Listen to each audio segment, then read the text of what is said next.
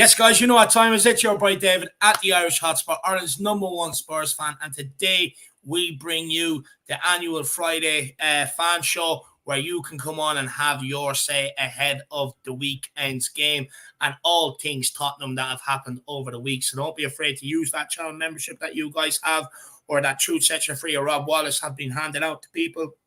Don't be afraid to use it. Simply, the link is up in the community section. Go to community tab on the channel.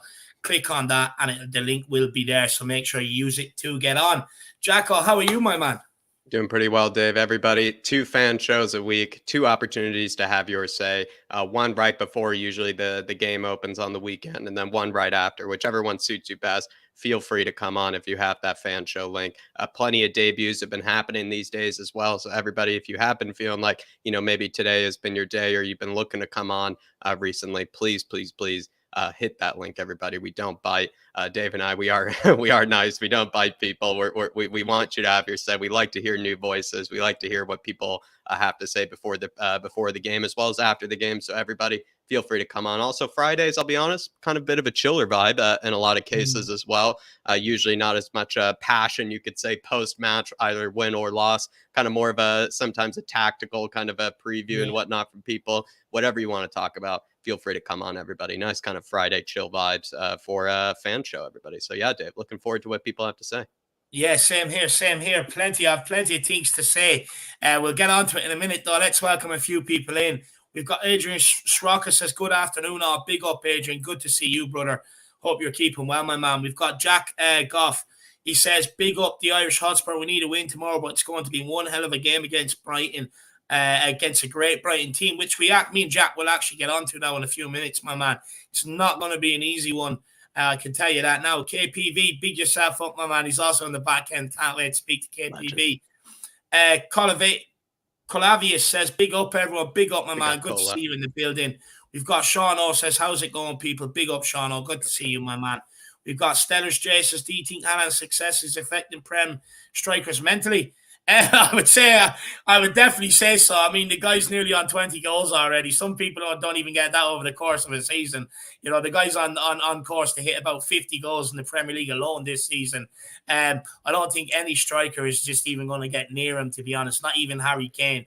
Just look, the chances, and they're not even wonder goals he's scoring. The chances are just put on a play.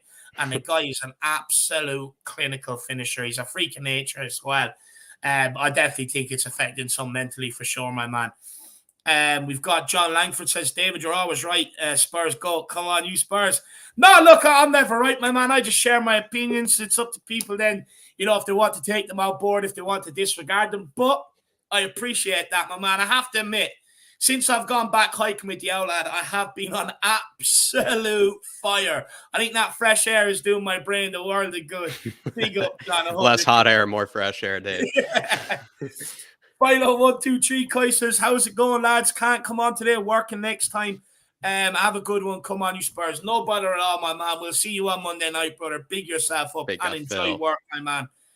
We've got John Fitzpatrick says, Evie out. Big up, John. I hope you and the young family are keeping well, my man. I hope you're still enjoying life over in Oz. Big yourself up. We've got Jabberwocky says, guys, big up. Or Jabberwocky, I don't know. Steve D says, oi, big up, Steve D. Tottenham tonight, says, we was playing a more beautiful football under Poch. Bring back Pocket. Look, I get it. 100% we were playing some sexy football, but it didn't win us anything. And anytime we came up against the top 6 teams, we didn't get the results we were after, whereas the football is not so good right now. But we're playing up the top end of the table. We're getting results against Man City and Liverpool where we've absolutely failed in the past. So, look, I think we're having to do a small bit of a trade-off here from the football, but the football we're playing right now, I would say, is effective, and we're in every single game we play. But I do understand, and I also would say that we could be playing a lot better, even in the formation we're playing. I just think too many top players aren't performing right now, but I do think that'll be rectified, my man. Who else have we got? Eamon Burns says, if we play this 3-4-3 shite against Brighton, we don't stand a chance. Has to play 3-5-2 for stability in midfield, and Spence must start. We'll be talking about that, Eamon. Don't you worry. We'll be getting on to that in just a couple of minutes, Eamon. Do not worry, my man. Carl Simpson says, afternoon, gents. Hope you are Carl. well. Big up, Carl. You have that badge beside your name. Make sure you get into the community section. Click that link and come on and have your say. One Daniel Sandoval says, come on, you Spurs. Big up, Paul Conte in. Absolutely love that, my man. Big up, one. And John Fitzpatrick says, please stop calling our DOF a Don. All he has done is nothing but waste a lot of money. Well, do you know what? People give Steve Hitchen a free pass, and until people start calling, until fans start calling out Steve Hitchen for the amount of money he wasted, I'm going to keep calling the guy a Don. And to be honest with you, the caliber of players he's bringing into Tottenham, put them up against man for man against what Steve Hitchen brought in here. They're a lot better. The caliber is a lot better. Steve Hitchen's recruitment was sending us to Europa League. Paraticis has brought us back to the Premier League. You also have to shift it out. A hell of a lot of players. Brought in, I think we've brought in 9 players now since Conte's been here. And a lot of them are absolute quality. Yes, we've started off slow, but teething problems will happen. And for me, I still think he's Don Paratici, and I will not change it. Look, like I said before, John, I don't care whether people like it or not, if I'm being quite frank. And look, this is nothing against you. I think you're a nice guy. But I do not care whether people like it or not. At the end of the day, people are very, very quick to put people down before they even get to the club, before they even get here. We've seen that with Kulusevski, with Bentancur. We've seen it with other summer signings we've made as well. So if people are very quick to put them down, why can't I be very quick to praise them before they even get here? Why is that not allowed? You know? I just don't want to continue with the narrative of putting people down before they even get here. I'd rather actually big them up because they're coming here to do a job, and half of them cannot be worse than the shit we've seen over the last 2 years. So for me, I don't care whether people like it or not. I'll continue to do it because I believe he is the right recruitment guy for this club to take it from where we were and take it forward, in my opinion. So I think we're also in the process, John. We're also in the process of legally changing his name to Don. So pretty soon you're just going to have to call him Don Paratici because his name is going to be legally changed to it. So don't you worry there, John. But good to see you in the chat, my man. Good little debate already between Davo and John. He gets me going, John. He gets me going, John. But I'll give him credit. But John, I might even come on next week with a Paratici Twins t-shirt, me and Jack on it as well, with Paratici Twins written across the top of it. Let me know what you think, John. Big yourself up, my man. Who else have we got here? We've got Sean who says, if the reason people want Poch back is because of the football, what did we win with that football? That is absolutely a fair point. We've got Ellie says, I like sexy Højbjerg and Langley, Sonny and Romero. You've got Sarah Spurs says, big up Flat Cap Army. Come on, you Spurs. Conte in, owners out. Big up Sarah Spurs. I hope you're keeping well, brother. Big up Sue Smith as well. She's in the building to join us. Good to see you. We've also got Claude Murphy says he is a Don. Big up Sue. Big up Claude. Love it. Foggy Phone says, good afternoon, guys. Big up, Foggy Phone. Good to see you. We'll take a few more comments, then we're going to get into it. GTBH says, I'm not seeing many people call for Conte to go. I think you can be critical of Antonio Conte and still realize he's definitely the man for the job. No one should be above analysis. Absolutely spot on. Nobody should be above analysis, and it is up to fans to talk about and question and everything else like that. But I'm just saying to people, because this is how it all started under Pochettino. You have to remember, I was the only one sitting there saying it's going to get worse after Jose Mourinho. I was the only one sitting there saying it's going to get worse. And everyone was like, Jose out, Jose out, Jose out. And then all of a sudden we got Nuno in, and then they're all crying about the appointment of Nuno. And it's like, but I sat here for about 6 months trying to warn everybody this was going to happen. So I don't understand why you're crying about it now. You were very quick to get rid of the guy instead of calling for better transfers, etc., etc., etc. I just feel underneath Antonio Conte, we need to back the guy. In fact, I believe we need to be in that stadium, or whoever's at that stadium tomorrow and the home game during the week. They all need to be standing there singing Antonio's name to let him know that we still adore and love the guy. We have very short memories here at this club. He's been here less than a year. We lost, if the Arsenal loss was the first loss, I think, in 13, 14 Premier League games. I mean, we're completely overreacting as a fan base, in my opinion. But I also take to the point, no one is above criticism, but I would say be very, very careful what you wish for. Very, very careful. Big up, Steve. John, it's happening. It's happening. I have to get them made up, my man. It is happening. Wisdom says, big up, everyone. Big up, my man. Big up, Wisdom. Who else have we got? We've got Pierre Oji. I'll be adding you into the group chat after this, my man. Big yourself up. Big up, Pierogi. Looking forward to that.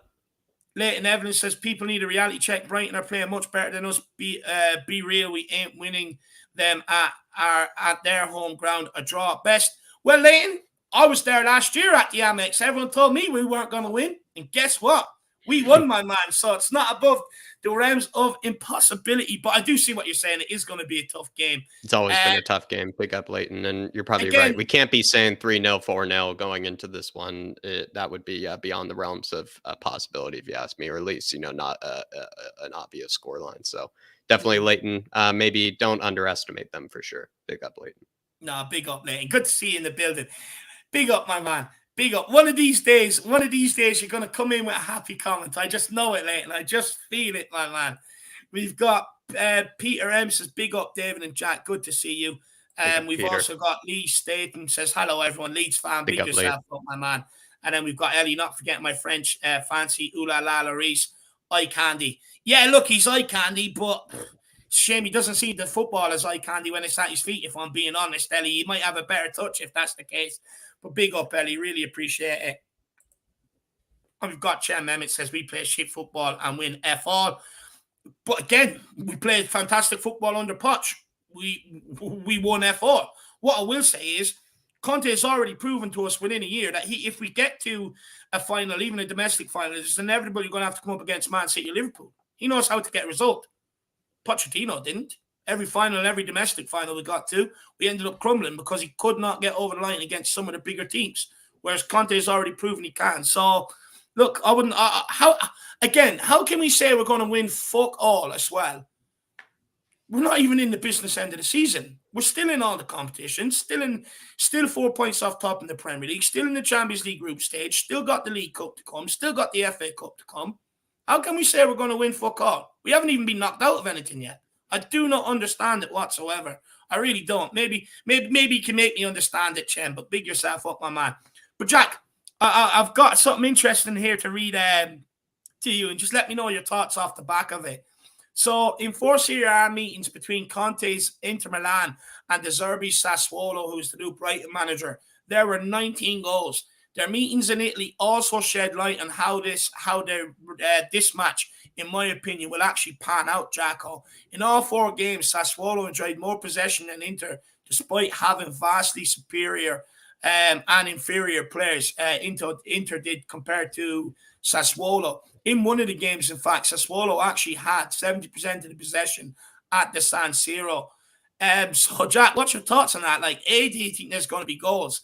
And B, with Sassuolo dominating Inter Milan in the Serie A in terms of possession over them 4 meetings, I mean, what does Conte need to go with the 3 in midfield to try and get a better grip of the game? Or do you think he will be comfortable sitting back in the 3-4-3, knowing that because he does have a good record over this guy, in fairness, even though they dominate possession, he's 10 to 1 the games. So do you think he will actually still be able to sit in the 3-4-3 and expect us to play counter?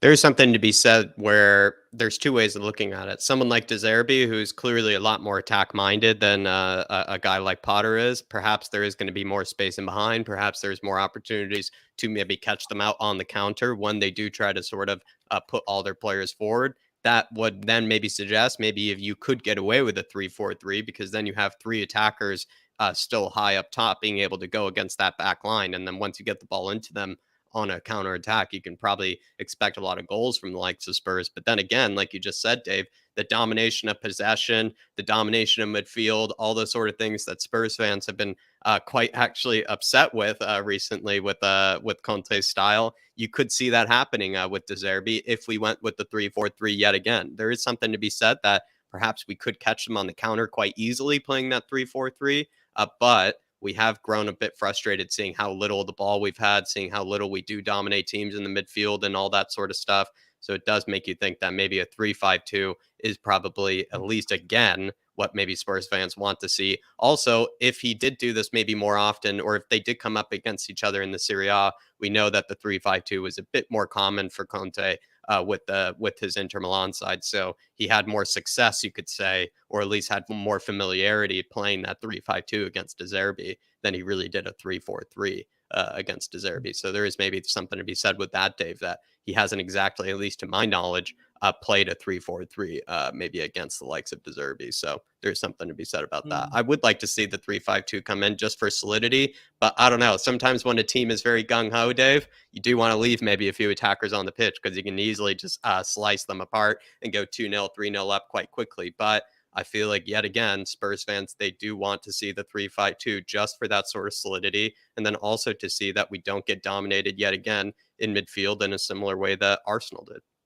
No, 100%. And look, for me, Jack, I just think playing with Richarlison, he'll end up losing the ball too much. We were speaking about beforehand. He's sort of like 50-50 in possession. And that's exactly what that De Zerbi manager wants. He wants them to turn over the ball quickly and just go gung-ho going forward. So for me on this game, it's a calculated risk. But I would actually take Richarlison out and bring Bissouma in. Try and stifle them going forward, but also send our players to turn the ball higher up over the pitch, which hopefully will, in effect, catch some of their players out. We can turn it over and get at them like we did against Leicester. So for me, I would go with the 3-5-2, and I'd be bringing in Bissouma against his old team and see what he can do. Sue Smith says, David, let's be fair here. Whenever we've played a half-decent team this season, we've lost. This foot is unsustainable with the players we have.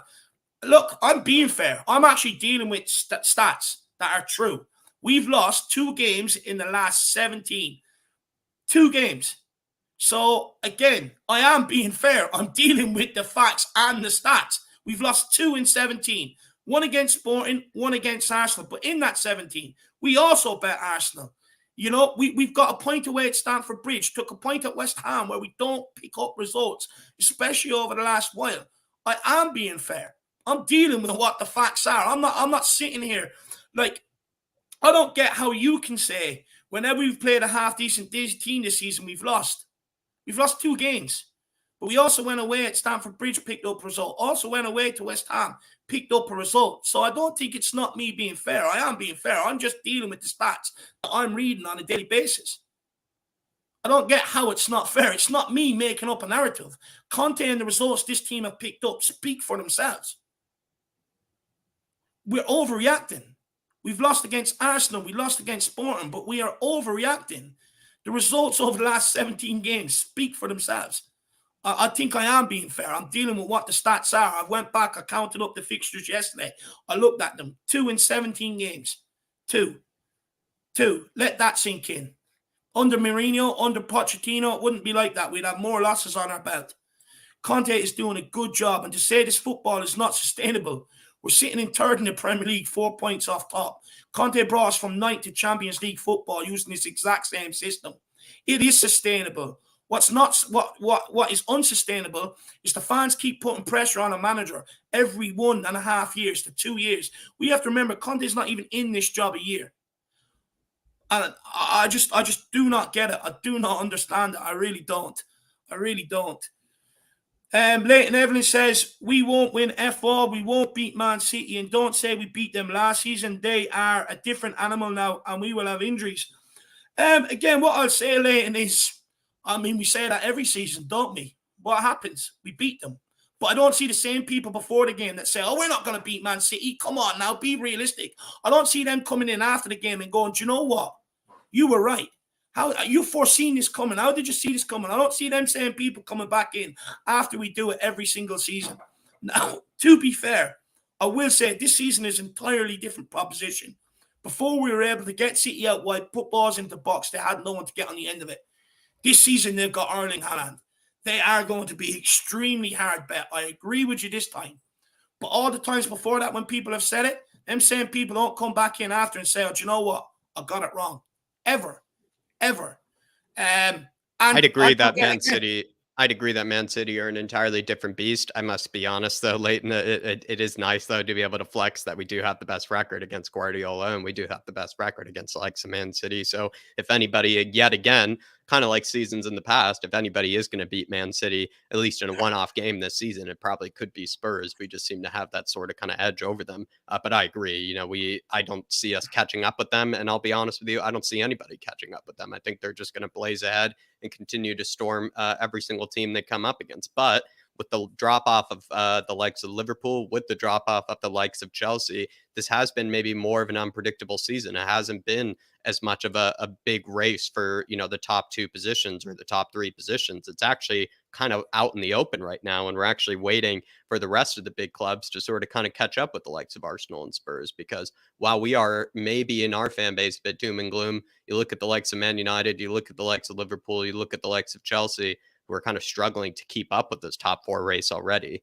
There is some perspective there. But I do agree that Man City are an entirely different beast, and I'm not kidding myself thinking that we'll catch up with them. They do look unreal.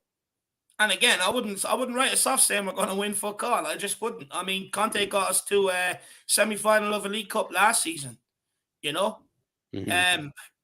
Look, we all know our squad problems and everything else when we got there, but we have a different squad this year. We already got a point away at Stamford Bridge, which shows improvement against the better teams. We got a point away at Anfield last season where we never going to get a result. Bet Man City last season at their stadium. There's no reason why we can't fancy ourselves to pick up a domestic cup with our record against these teams since Conte have been here.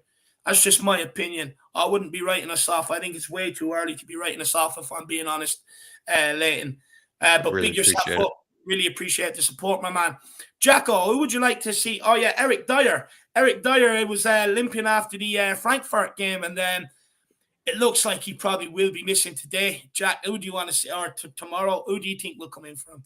Yeah, that limp didn't look too great, Dave. I'm not really sure how much he's going to be able to recover from that. Either they're going to need to maybe do some Liverpool, like inhalers in order to get him onto the pitch or something. But I'm not sure, Dave. It's going to be a tough one to get Eric Dier by the looks of it onto the field, which means then Romero probably does slot into the center, and then the likely combination is probably going to be Longley, Romero, and Sanchez. Mostly because what you do think about it, Dave, is that perhaps they can all communicate maybe a bit easier with each other. Then as well, I don't know, like Sanchez is the natural sort of replacement at right-sided center back right now. Tanganga has been hurt. Conte doesn't seem to trust Tanganga as much as Sanchez. I don't really know why, but I don't really see it could get much worse, but seems to trust Sanchez more, Dave. So I actually imagine it to be just Longley, Romero, Sanchez, just kind of plug it in that sort of way, unless he goes for something very dramatically different. But with maybe that unsuredness of Sanchez in the back line, and we all know that Sanchez, he can sometimes have an okay performance defensively, but he's always going to be pretty atrocious in possession, Dave. So maybe more reason for the back 3. So if for that question, Eric Dier injured, what does that mean? I think as much as we know there could be some rotation in the back line, I think there's maybe then more reason for the 3-5-2, because someone like Sanchez, I don't know if he can be able to find those players with those sort of progressive passes in the way that Longley can, or the way that Romero can from those sort of positions. I think you probably do want an extra midfielder to maybe make the passing options a bit easier for Sanchez, if you get me. And I know that means accommodating for Sanchez, which I know you hate hearing, Dave, but it is probably actually the best way to go about it. You don't want to continue to find yourself being hurt by his lack of skills in possession, you could say. So maybe adding that extra midfielder might make life a bit easier for him. He can actually rely on a 6-yard pass being available to him. Do you know what I'd do, Jack? I'd have Romero on the right, Langley in the middle, and I'd bring Davies back in on the left, if I'm being honest. I think it's Tanganga and Davies. I would have suggested that, but I thought maybe they're still hurt, so I probably would have suggested that. But what I see Conte doing is putting Sanchez. Oh, Sanchez will come in. He will come in. 100% he will come in. But again, if he's got players running at him, we already seen the result of it against Leicester. And I don't want to hear anybody tell me about the Wolves game, the Nottingham Forest game. I don't want to hear it. They don't score goals. They could be out there. They could still be out there now playing the same game. They still will not hit the target. They don't score goals. But with Brighton, again, they do struggle to score goals at times. At times, they do sometimes miss a lot of chances. But Sanchez is a liability. If these players start running at Sanchez, I do get fear in me, to be honest with you. But I agree with you. I think Sanchez probably is the most likely to come in that position. Also, just want to add one more thing, because I'm rattled today. Not rattled, Jack, but I would say a bit annoyed. I'm a bit annoyed about the whole narrative surrounding Tottenham right now, because last season when we were chasing top 4, I got you're delusional. How can you think we're going to get top 4? Blah, blah, blah, blah, blah, blah, blah.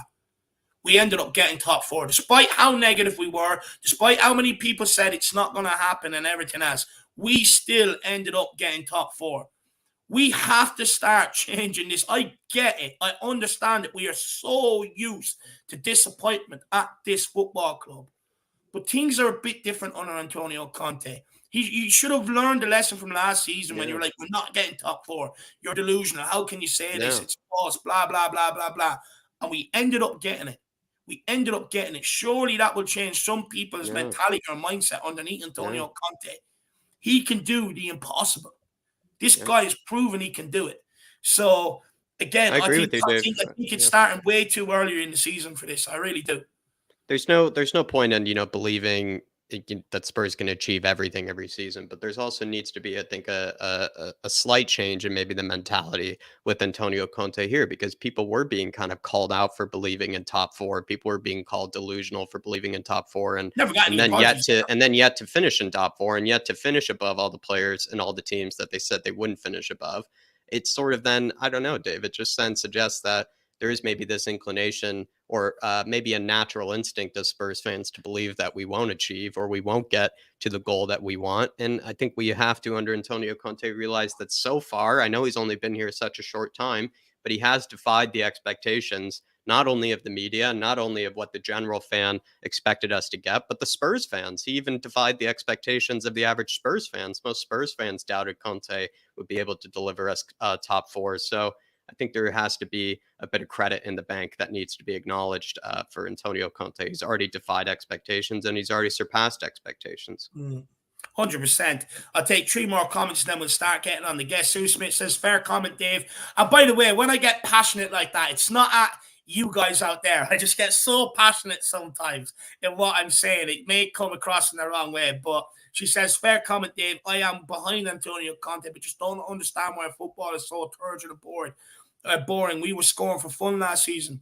Look, 100%. I can fully understand that. But when you look at it, is Kane at the levels he finished, even though he's still top scorer this season? Is he at the levels he was at from February to the end of the season last season? Nowhere near it. His son, nowhere near it. Kulu is being out injured. Højbjerg and Bentancur have picked up the game. But look, we're just nowhere near it up front as we were last season. And in order for us to look so good, our front players have to click. They have to score goals. And right now, since Richarlison's come in, it is not working. We're losing too much possession up there. And it's just being turned over and coming straight back at us. The 4 players need to pick up their game. But once they start clicking, we will do well. We have to remember, up until February last season, until we got in Kulu, we also looked dreadful in this formation, and people still weren't too happy with it. But we got Kulu in, and we went on a run. And it's going to happen again with the front line. It's just waiting to click, and once that clicks, we'll be playing away, sailing, big yourself up. So we've got Leighton Evelyn says, David, nothing would make me happier if you prove me wrong. The bookies were on my side. Look, the bookies are always on your side, Mark. I bet the bookies last season when I said we were going to get top 4. I bet the bookies last season when I said we were going to win at City. I bet the bookies last season when I said we were going to get a result at Anfield. So I think I've proved plenty of people wrong. Do you know what it is? It's just like, I prove you wrong, and then you just move on to the next one and go, prove you wrong now. That's what it seems like. But, I bet the bookies so many times last season. In fact, I bet them that badly, they banned me from going there. I'm not allowed to place any bets whatsoever because I keep beating them. I'm known as the bookie man down there, and they can't stop me from winning, my man. The boogeyman for the boogeyman. You also last season absolutely obliterated me for saying, how can you say we're going to get top 4, blah, blah, blah. And I looked at all the fixtures remaining for all the other teams that were running. I said, they're going to drop points. You're going to drop points here, there, and everywhere. It's going to happen. And they drop points. But I proved you wrong then, but you never came back and said, fair play, Dave, you proved me wrong. But now you're saying, prove me wrong. Now City have got Haaland. Come on now, Leighton. You're better than that, my man. You're better than that. But no, I'm only messing with you. I do see what you're saying. And the bogeyman for the boogeyman. The bogeyman for the bogeyman. We got Killian. Good to see you, Mr. Gubbins. And then Killian Gubin says, love this channel. Always watch it when I'm free. Big up, Killian. I notice you're always in here when there's a chance of Doherty getting a start. It's true. He'll get his time today. Don't you worry, Killian. We'll definitely be discussing Doherty. Don't you worry, brother. Big up, Killian. Big up, my man. Big up, Killian. And as Steve D says, Dave, to be fair, you always say we're going to win every game. Yeah, 100% I do. But I also go into games and say, because I'll never predict Tottenham to lose, but I do sit there and give a fair analysis whether I think it's going to be a tough game for Tottenham or whether I don't think it's going to be a tough game. And that's one thing you've got to give me credit for. If it's going to be a tough game, I'll say it's going to be a tough game. I'll never predict Tottenham to lose. Never, ever, ever, because I don't want us to lose. But if I think it's easy, I'll also say I think it's easy. I did say this, the Frankfurt game. I said people are overhyping Frankfurt. It's going to be a lot easier than what people think. And it was an easy game. We just didn't take our chances, unfortunately. Yep. But big up, Stevie. I know exactly what you're saying, my man. And big up Mick Harmon, and Killian knows. Look, laughing faces. He knows. Big up, Killian. Good to see you in, brother. But look, enough of me going on a rampage. You guys have already upset me way too much today. So, I need to take a chill out. We'll start getting the guest on. I don't want to mess. Keep getting your comments in, Dom. I'm actually enjoying this. Get your comments in. Keep getting me riled up. Anything you want me to answer, get them in and I'll go off on one. Let's get it going, though. We've got the Dermatron in the background. Let's get him on. Dermatron, how are you keeping, brother? Not too bad, lads. And how are we this afternoon on this lovely, sunny Wexford day? It's always sunny down here in Wexford. How's it up in Kildare, Dave? It's not raining here. Yeah. Every time somebody mentions Kane, I can hear thunder from Kildare, and I know it's you because I can hear you stomping around your flat, thinking, "Who's slagging off my Kane boy here?" So I can hear you from Wexford. Even from Wexford, I can hear you thunder and lightning going up there. You hear me storming around my apartment. It's like, who's upset Dave now? Yeah. I mean, Ellis said something the other week about Kane, and I haven't. Hang on. Yeah, I'm hearing thunder. I'm hearing lightning. It's Dave. It's quite funny. Come here, Dermot. Yo. Let's get into talking about this Brighton game tomorrow, my man. I mean, first of all, actually, I do want to say, heading into the game tomorrow, Tottenham players in the warm-up will be wearing Ventroni T-shirts, as well as doing a minute silence and wearing black armbands for them against Brighton. And they'll also be doing something midweek in the Champions League fixture at the home stadium for him as well. But Dermo, going into Brighton, my man, I mean, what's your thoughts? Look, I think with the sad news we had yesterday, which was a shock to everyone, and again, from my channel and everyone here, I think we send our condolences and our wishes to his family, to his friends, and to everyone connected at Tottenham Hotspur, because it was such shocking news. Look, the players will put on performance tomorrow. They really will. Conte will have his picture up in the dressing room or a poacher, and he will just be pointing at that. You win it for this man.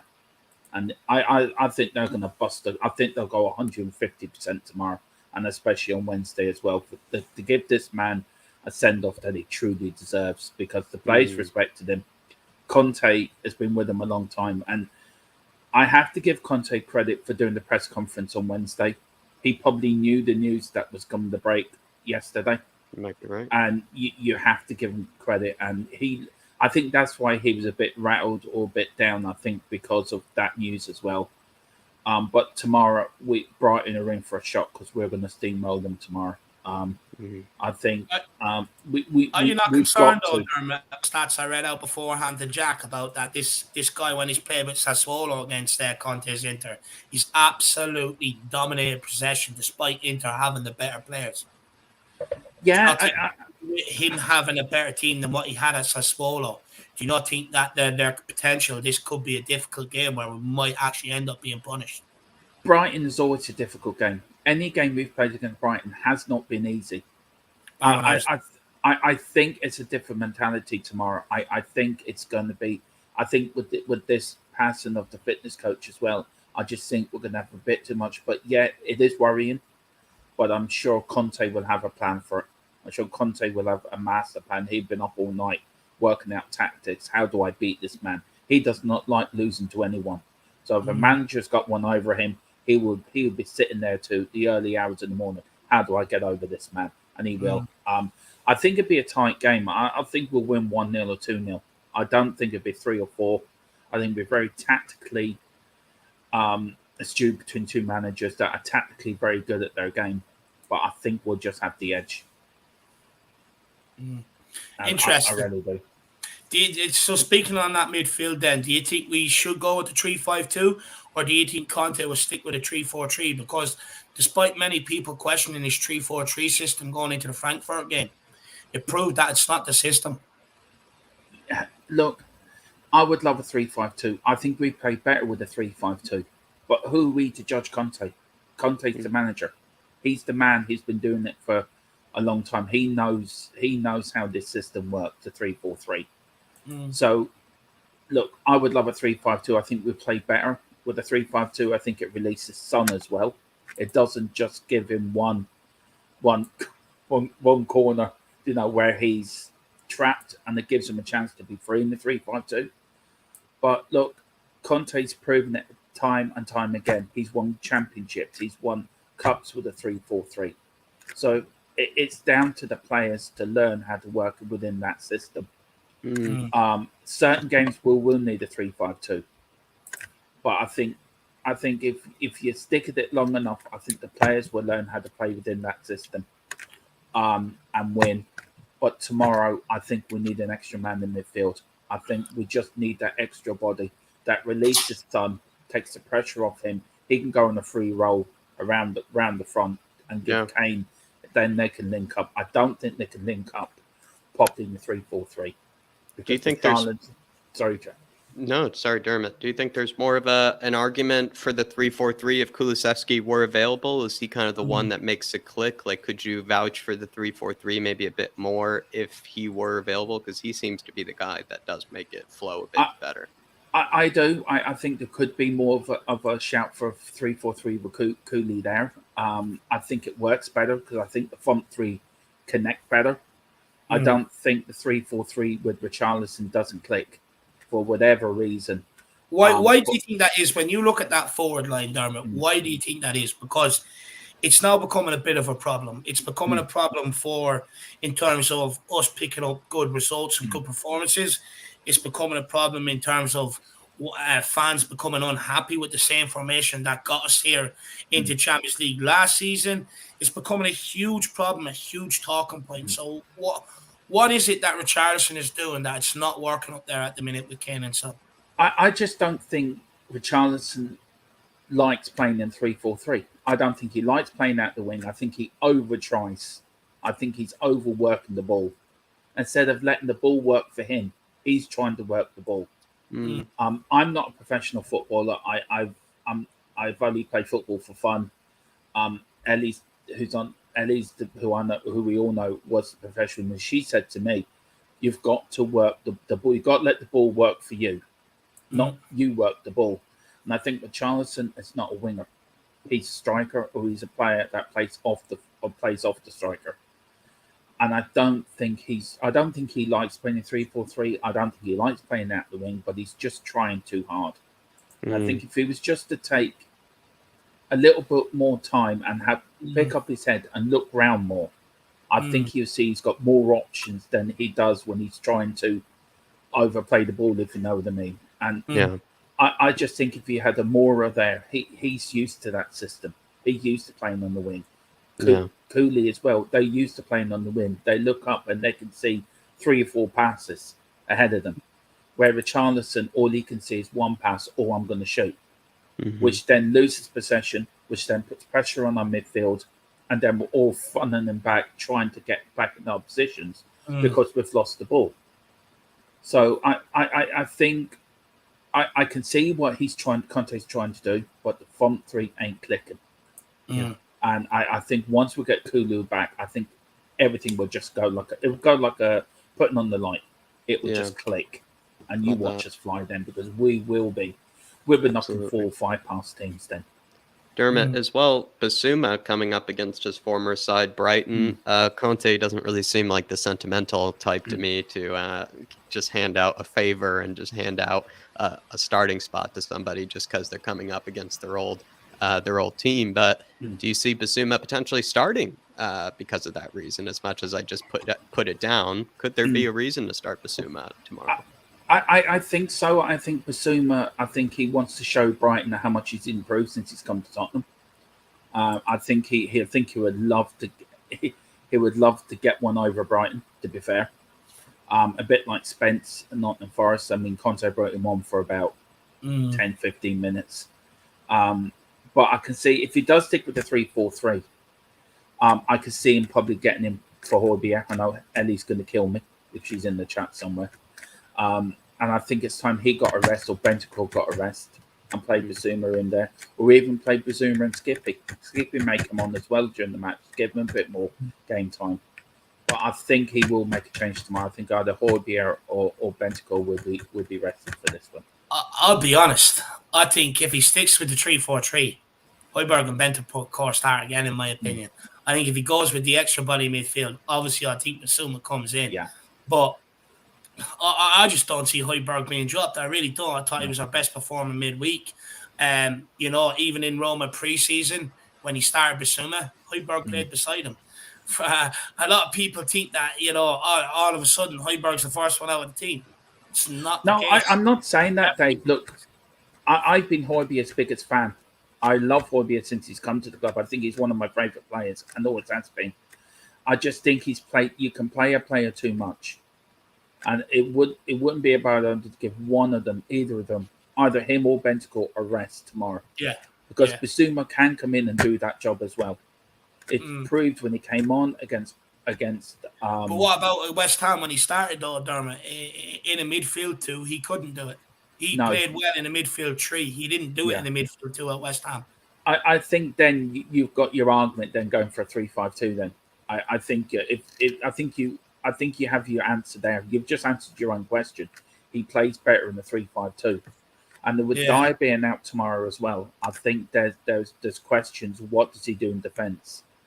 Now, he could bring in Ben Davies and move Longley into the middle and put Davies on the left side of the defence, put Longley in the middle with Romero, and then do a 3-5-2. Yeah. I think there's a lot of questions that won't be answered until the lineup's up tomorrow. We can speculate all we like, but I agree with you, Dave. Bissouma does not play well in the 2, but I think tomorrow is a game where we need 3 in midfield because we might get overrun in there.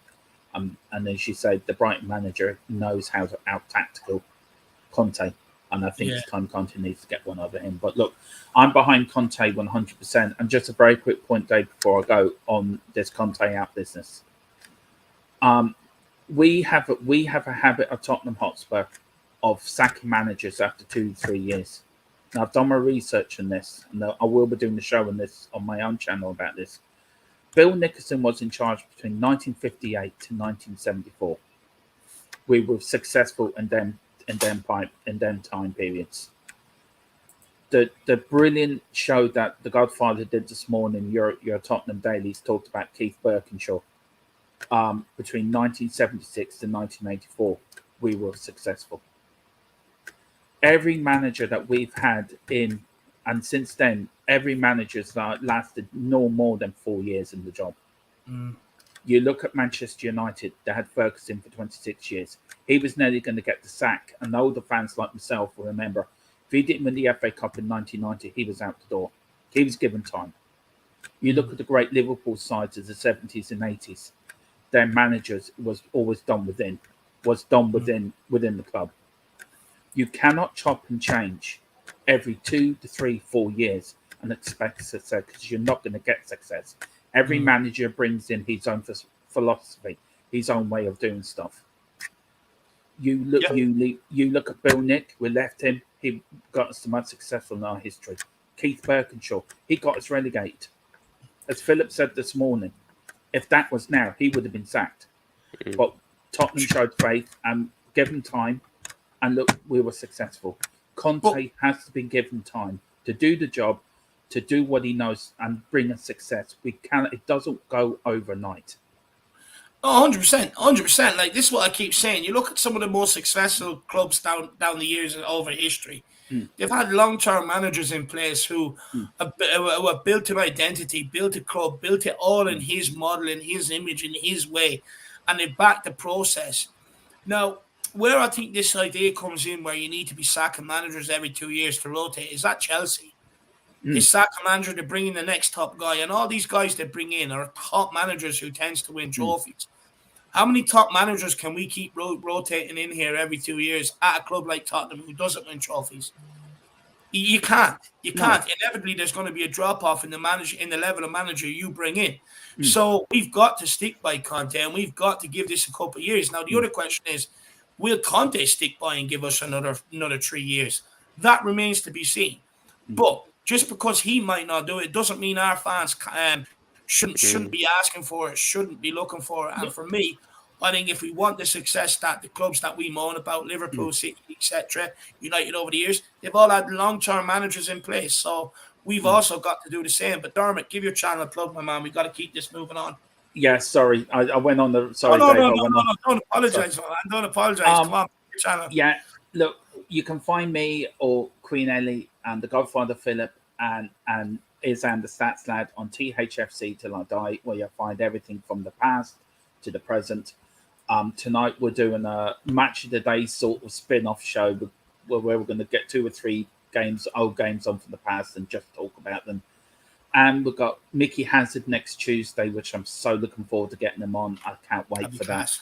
And then we're doing a charity stream, me and Ellie and the gang over there, for people with children with autism and ADHD, mental health issues, and also trying to raise money so parents can get help for their children, or get equipment, or get a sensory room, or just a little bit of help for parents that need it. You and me, Dave, no, personally, we're a few people we know, and there's not the help there, so we're going to do that. So that'll be the next, I think, a week or so, and I know you guys are getting involved. We're going to do our matches, quiz. Yeah. We're going to have a bit of fun, but that's coming up as well. So please, everyone, please like and subscribe. We really would appreciate it, and please do it here first, because these guys are the best in the business. So thank you very much for having me on. Appreciate you, brother. Appreciate it, my man. Well, look, Dermot, good conversation. We'll speak to you again soon, brother. Yeah, I'll see you later soon. God bless you all. Come on, Dermot. God bless yourself. And look, just while we had Dermot on, he's plugging THFC Till I Die. Don't forget today to check out Philip's Daily Tottenham Thoughts. It's up on the channel, and basically he's just telling people, you want to calm down here. It's nowhere near as bad as you think. I've seen Tottenham get relegated, and you want to hear what went on back there and how they ended up sticking by a manager and stuff like that. Check it out. Get over it. It's up there. It's up there every single day. You guys got behind it yesterday, gave it such great support. Let's do it again today, guys. It's already up on the channel. But look, let's keep this moving. Who we've got next on? Mr. Daddy Højbjerg, Dave Daniel. Get him on. And then after that, then we've got a new caller, Mia. She'll be on. And then we've also got Amir KPV. We've got Rufus Roughcut. And we've got, who's that sneaking in the bottom? Rhode Island. P-Dubs, I believe that is, in there as well, guys. So let's keep it moving. Daddy Højbjerg, how you keeping, brother? Yeah, I'm well. How are you? All good, all good. Look, there's plenty to talk about. I mean, Conte didn't make any changes whatsoever in the Frankfurt lineup, despite many people wanting it. This time, he's got no option. Potentially an injury to Dier. Right wing back Emerson is suspended for the next 3 games. So, Daniel, I mean, what do you want to see, my man? Let's talk about the Brighton game. What's your thoughts? Well, I want to see a 3-5-2. I need to see a 3 in midfield now. I can't take... being run over the midfield, especially Brighton's midfield is really good as well. They've been solid this season. So McAllister's really had a step up since he's dropped. Yeah, he's been quality. Yeah, if anything, he's the creative midfielder we sort of kind of need. I would say he's been actually exceptional this season. He's really good at dropping deep. He can play from deeper positions. He can play higher up. He has a good shot from distance. I actually like McAllister. I agree. Yeah, he looks really good. And as well, he's a massive threat from around the edge of the box. He's got an absolute brilliant shot on him. So he's one that we can't afford to sit so deep and let Brighton play around the edge of our box like we done to Arsenal, because Thomas Partey got a fucking freak goal. You won't see that from that shithead again. But McAllister has already proven this season he can hit them. So it's more likely you probably will see it again. So you've got to keep him closed down. We'll keep this for a minute for you, Daniel, because I know you're also battling out with Ellie to be Højbjerg's boyfriend.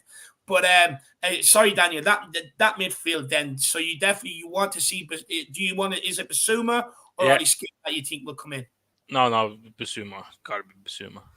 How do you think he'll get on against his former club? Do you think he'll be out there with a point to prove? Yeah, he'd be hungry as ever, against his former club to not prove them wrong, but because what do you think Basuma will add to our midfield? Maybe that currently we're missing in there. that box to box, almost like the Dembele performance. That's what I want to see from him. To be our Musa Dembele. He kind of like he sits in the middle though, right, Daniel? At least last time against Leicester, he sit in the middle, kind of more that general in the midfield, kind of holding it down defensively, and then he let Højbjerg and Bentancur make those runs, through the middle and be more of that box to box. Would you be okay with that, or would you, like you're saying, rather maybe see Bissouma be that type of player, that box to box player? That's what I think he's best at. But if that's the decision, then I'm fine with that as well. As long as he's on the pitch, you just want to see him on the pitch. Yeah, I just want to see him get a good run because he's a quality player. Yeah. And especially, I think, coming up against his old side, probably would want to prove something. And we've seen the guy dominate midfield. So that's really what Bissouma's exceptional at, being able to run the show sometimes, being able to just make the midfield his own. And coming up against a team like Brighton, who are probably more technical than anything, they're not as much reliant on, physical prowess or anything of any of their players. They're all just very technically solid players. And I think having someone like Bissouma does make life a whole lot easier. Maybe just, I guess we'll get to Hellies. Might as well. Højbjerg, best performer this season. Discuss. Højbjerg, it feels like he's, like always, in my opinion, Daniel, maybe not getting the plaudits he deserves, but this has been maybe less of a, how would you put it? An underrated comment. A lot of people have been saying Højbjerg has been one of their favorite players this season. And it's nice to see Højbjerg get some love. 100%. I mean, I think it's not even biased. It's just facts. Now, but it is. Come on, he has been he's been the most consistent. Yeah. No, but he's played every game, right? I'm pretty sure. Yeah. And he's been, of course, some off games here and there, but he's had the least of them. Other than that, he's had 8 or 9 out of 10s this whole season. So I'm just, and also everyone's saying, "Oh, he's the weak link." Fuck right off. The level he reached against Frankfurt, though, was, I would say, his probably most accomplished all-round performance in terms of on the ball, off the ball. Can Højbjerg now maintain that level of performance, Daniel? Because for me, that's the benchmark of what I expect from Højbjerg. That's that's what I'm used to seeing from Højbjerg when he plays at his very best. Can he keep that up this season? Hopefully. I mean, it's hard because if he needs a break, at one stage, he's gonna have to need a break, or he's gonna run ragged and get tired, and then of course the performance will drop. So that's the. But if he gets a break here and there, then I think he's gonna stay. His performance is gonna be. We were also having a discussion on him last night, and for me, I picked him out as my potential replacement for captain when Hugo eventually sort of retires. I mean, do you think he's the prime candidate to take on that captaincy once Hugo Lloris is finished? Yeah, it's got to be him or Kane for me. So, but I would, maybe. Not, I think Kane's just slightly higher because of. Interesting. Of course, I actually went for Højbjerg, Daniel. Okay. I actually went for Højbjerg. No, better enough. I'm not gonna. Yeah, I just think Højbjerg is more vocal. Right wing back, you've been an absolute huge critic of Emerson. You've got your wish. He's suspended for the next 3 games. Yeah, what do you think Conte is going to do in that position? Because although many people have been calling for Doherty, he's not playing because we'll lose, according to Conte. And Spence is just nowhere near it. So what are we going to do at right wing back, Daniel? I think he's going to do Perisic and then Cess left. Yeah, that's probably smart. Good guess. That's a good guess. Yeah, I think that's what he's going to end up doing. Do you think it worked the last time when he done that, Perisic, because he ended up switching it back before halftime? Yeah, I remember Jack expertly spotted that, and then Perisic was first one to come off. Good question. Yeah, he didn't really. Perisic wasn't that good at right. I mean, Cess had to fucking go right at that point, and then Perisic, which is the bizarre.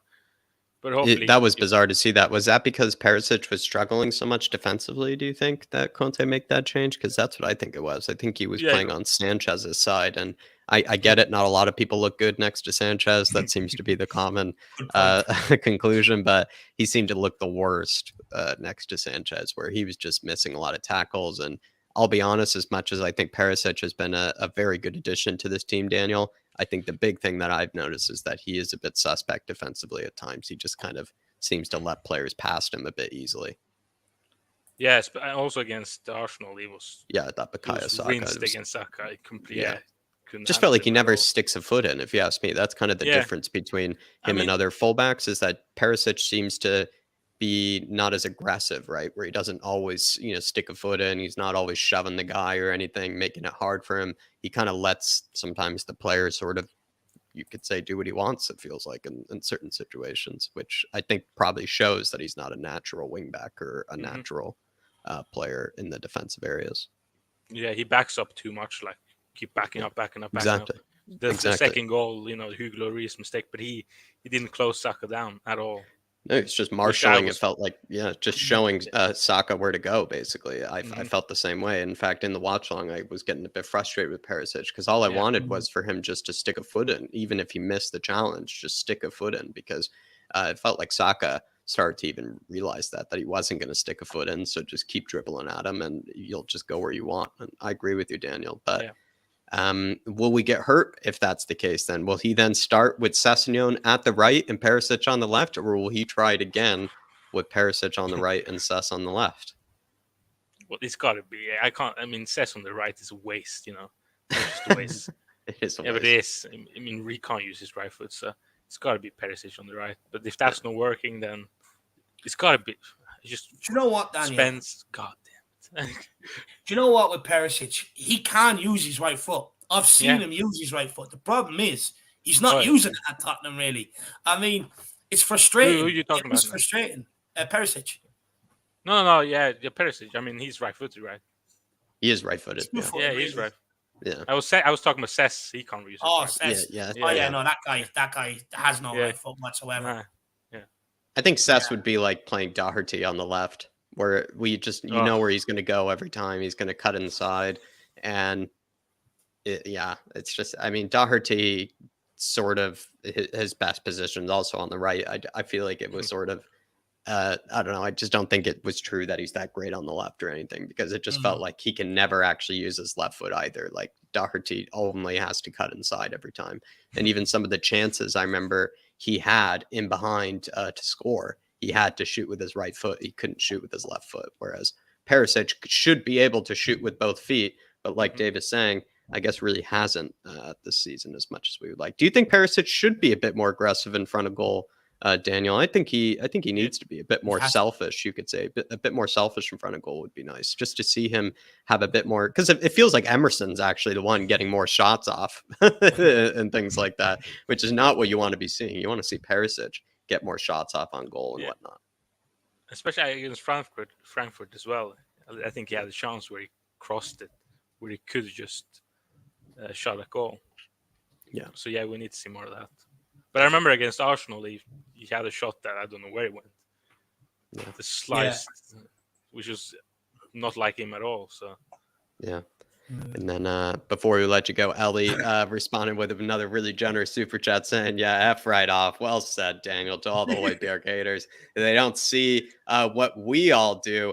Do you feel like people are seeing a different game? Because when I do sometimes hear Højbjerg criticism, Daniel, it feels like they are often maybe ignoring some of the progressive passes Højbjerg plays. A lot of times they just say Højbjerg isn't creative enough, is probably the most, common criticism. Just sometimes that's the part where I think it's a bit unfair to him, because he's not Glenn Hoddle or anything in the back in the midfield, but he is, I think, more creative with a pass than Bentancur is, and people won't say something like that. I think he's more. He plays better passes forward, Jack. That's what I was going to say. I agree with you. I think it's unfair to say Højbjerg. Look, maybe in the final third he's not as creative as we would like, but that's why we have the forward players there. That's why we got Kane, Son, and usually Kulu or that. But if you look at Højbjerg's passing, it's usually him that gets the ball into the front. From deep areas, he's great. From deep areas, where he's breaking them lines. So I think if they're saying creative level, as in we have them camped on the edge of their own box, and then you're looking for him to put that little dink over the top. Maybe not.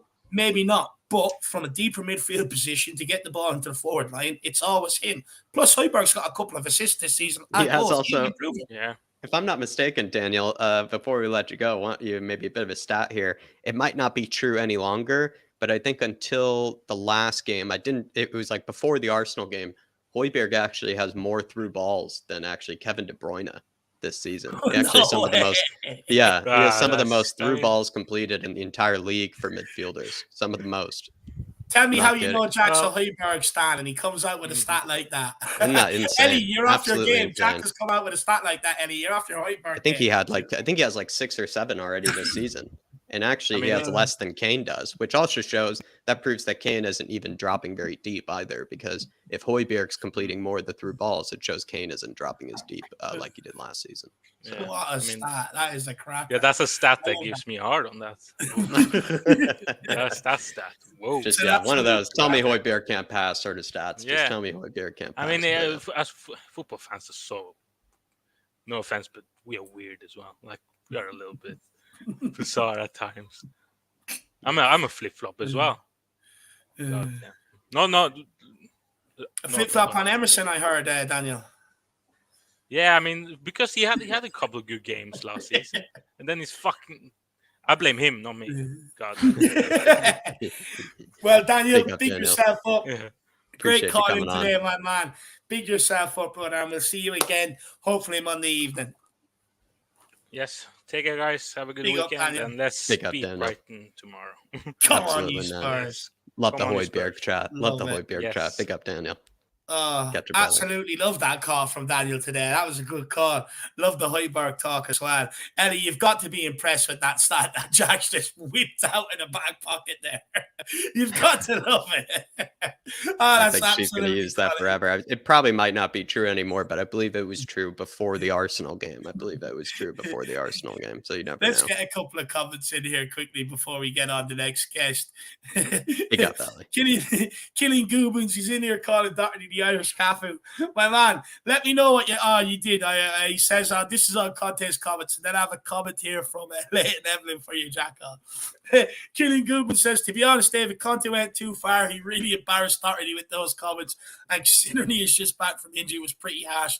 His confidence must be at an all-time low now, my friend. Look, harsh, yes. But Killian, I did witness this guy against Armenia up at the Aviva, and he was not good, my man. Look, them 6 games that everybody praised him for last season, don't get me wrong, there was 6 good games, but he is way off that standard. From what I've seen, them 6 games, he was pushing the ball by people, beating them, getting balls into the box, getting on the end of things as well, coming in from the far side. He got a couple of goals in that period. But this time, Killian, he just wanted to push the ball back inside every single time. I'm not sure whether he hasn't recovered fully from his injury or whether the injury has affected him sort of mentally, where he feels like maybe he's not ready to try what he was trying in them 6 games that he played well last season.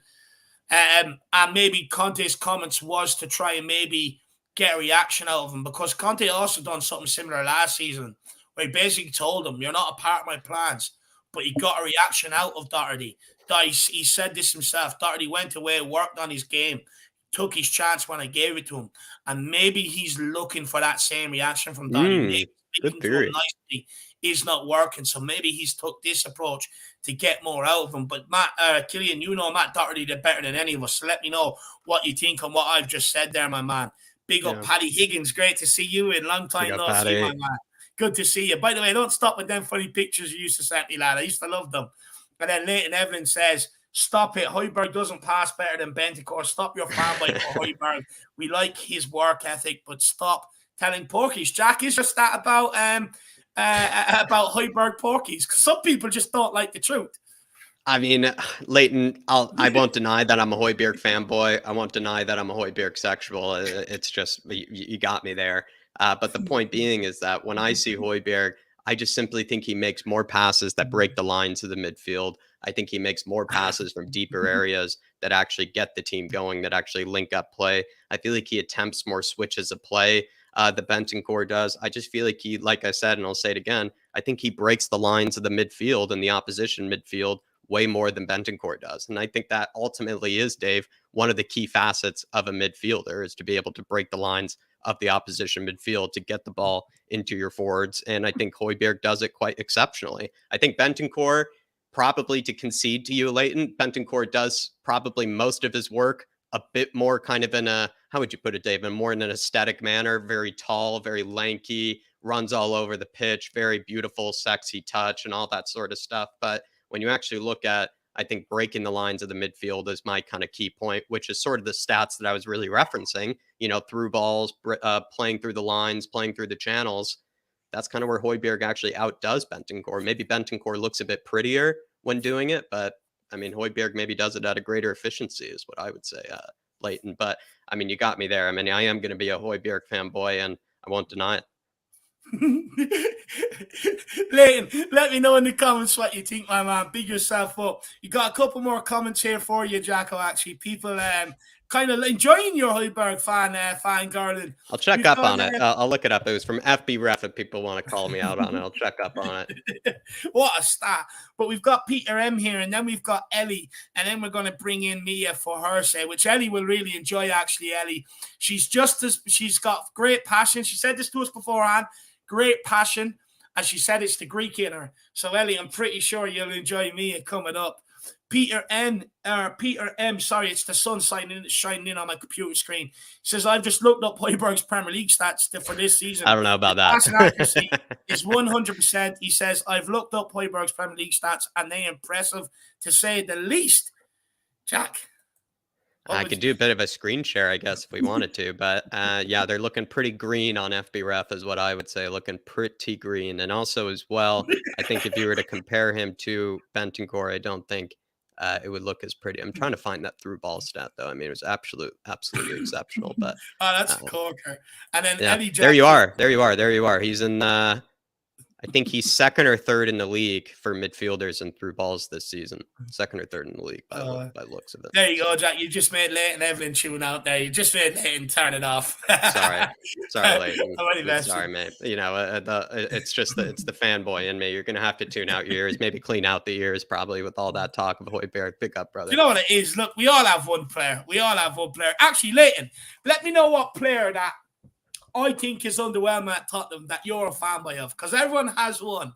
So send it in. Let me know, man. Let me know. But Jack, Ellie here, she's coming with the big one. I think she's actually really impressed with that Højbjerg stat. She says, for that Højbjerg stat, Jack, big up Mr. Kanicki. And if I were a fella too, I would have one that Daniel said long. And he was on about giving him a hard on, Jack. I mean, honestly, when did you see that stat? And when did you think to yourself, I'm going to hold that back and produce it at the right time? It's a cracker. I think when I kept doing it for stats with Jack, Dave, where I looked at, we always look at where certain players rank in the Spurs team for stats. You're not like comparing it to other teams, but just the Spurs squad. And what we often do in stats with Jack, we say, oh, they have the most blah, blah, blah in their squad, right? Which indicates they're probably the best at doing a certain thing in their team, or they're relied on to do a certain thing in their team. And I think so far, Højbjerg has by a decent amount the most through balls in the entire Spurs squad, which at least suggests that Højbjerg is relied upon to be that creative midfielder more than the rest of the midfielders we have, simply said. There you are, Eddie. Big up. But I am about to look it up just to check on the rest of the league, because I think he actually might literally be second or third in the league when it comes to that stat, and maybe still ahead of De Bruyne, which would be just insane. Absolutely love it. Absolutely love it. What an absolute cracker. I don't know why that's just made my day. But big up Ellie as well. I know it's made her day. She's going to hang on to that stat now for dear life. She ain't letting it go. Anyone that says that about Højbjerg, you'll see Ellie in the comments. Did you know he has more true balls than De Bruyne? Yep, there it is. He still has more than, I'll share my screen, everybody. Just share my screen very quickly. Just to prove it. Just to prove it. I know we're on a tiny tangent here, everybody. We do apologize. It's actually my fault. I've really derailed us here. No, I love it, Jacko. I love it. Never apologize. We're on FB Ref. Apologize for the ads, everybody. I'm just going to zoom in to make it easier. So player pass types. We're looking at through balls here for the types of through balls. This is a through ball. We see Gundogan and Højbjerg, top two in the league. Kevin De Bruyne is slightly behind. Harry Kane catching up, though. Beautiful to see. So I was wrong about that. That was the part that I got wrong. So Harry Kane is actually catching up to the likes of Højbjerg. Maybe getting a bit jealous of Højbjerg, you could say. Harry Kane is with those through balls. But there it is, everybody. There's the evidence. Big up, Jacko. Absolutely love that. Big up, Ellie, as well. Absolute legend. Ellie, don't be afraid to get in the background and come on and have your say, my dear. Adrian Gia says, big up, lads. Højbjerg pirouette move at the end was honestly that Zidane turn. That's what I call that. Stepping on the ball, twisting and dragging it with your other foot. It was absolutely delightful to watch. I used to practice that one a lot as a kid. You know, I used to make other kids stand there and I just run at them and practice it until I absolutely nailed it. Absolutely love that move. And just comes down to one of the greatest nicknames Jack has ever come up with as well. What do you call him, Jack? Pierre-Emile Salzburg, Adrian Chiera. Højbjerg I actually enjoy a bit more. I enjoy a bit of Højbjerg a bit more, but we're getting way ahead of ourselves here, Adrian. I mean, he's just going to prove it tomorrow. Don't you worry. No need to wax lyrical any longer about the Højbjerg. Time to show some other players some love here. But Ellie, really appreciate you. Absolute queen she is. Really appreciate you, Ellie. And sorry, I mean, to be fair, Dave, I mean, this is what you wanted. You wanted there to be a Højbjerg love fest for 30 minutes, and it's what you got. Big up, Ellie. Big up, Ellie. Big up, Adrian Chier. Really appreciate your support. Adrian Chier, from now on, if you're mentioning Højbjerg, it's got to be Salzburg, okay? That's the new standard for Højbjerg's name. We started off with the Viking, which was appropriate. Now that he's upped his game going forward, now it's appropriate to call him Salzburg. So big up, my man. And Sebas Wolf says, man like Pierre-Emile De Bruyne. Love that. And Leighton Evelyn. He says, don't care what the stats say. I'm a Sun fanboy, but my eyes tell me Bentancur passes better than Højbjerg. Bentancur's got a better haircut, I will admit as well, Leighton. So there's a lot about Bentancur that makes it look a lot prettier. That's certainly for sure. Big up. The eyes don't deceive with Bentancur. The eyes don't deceive. That's I don't know why, but that's just made me so happy the last 10 minutes. That's so funny. But look, let's keep it moving. I know these guests don't want to be sitting around for hours in the background, so let's get them on. Mia, we're about to bring you on. Let's go. Let's make your first appearance on the channel. Just unmute yourself. Yeah, perfect. We know she's there. Yep. Big up, Mia. How are you keeping? Yeah, I'm not too bad, thank you. What's your thoughts for ahead of the weekend? Sorry, Jack, go on.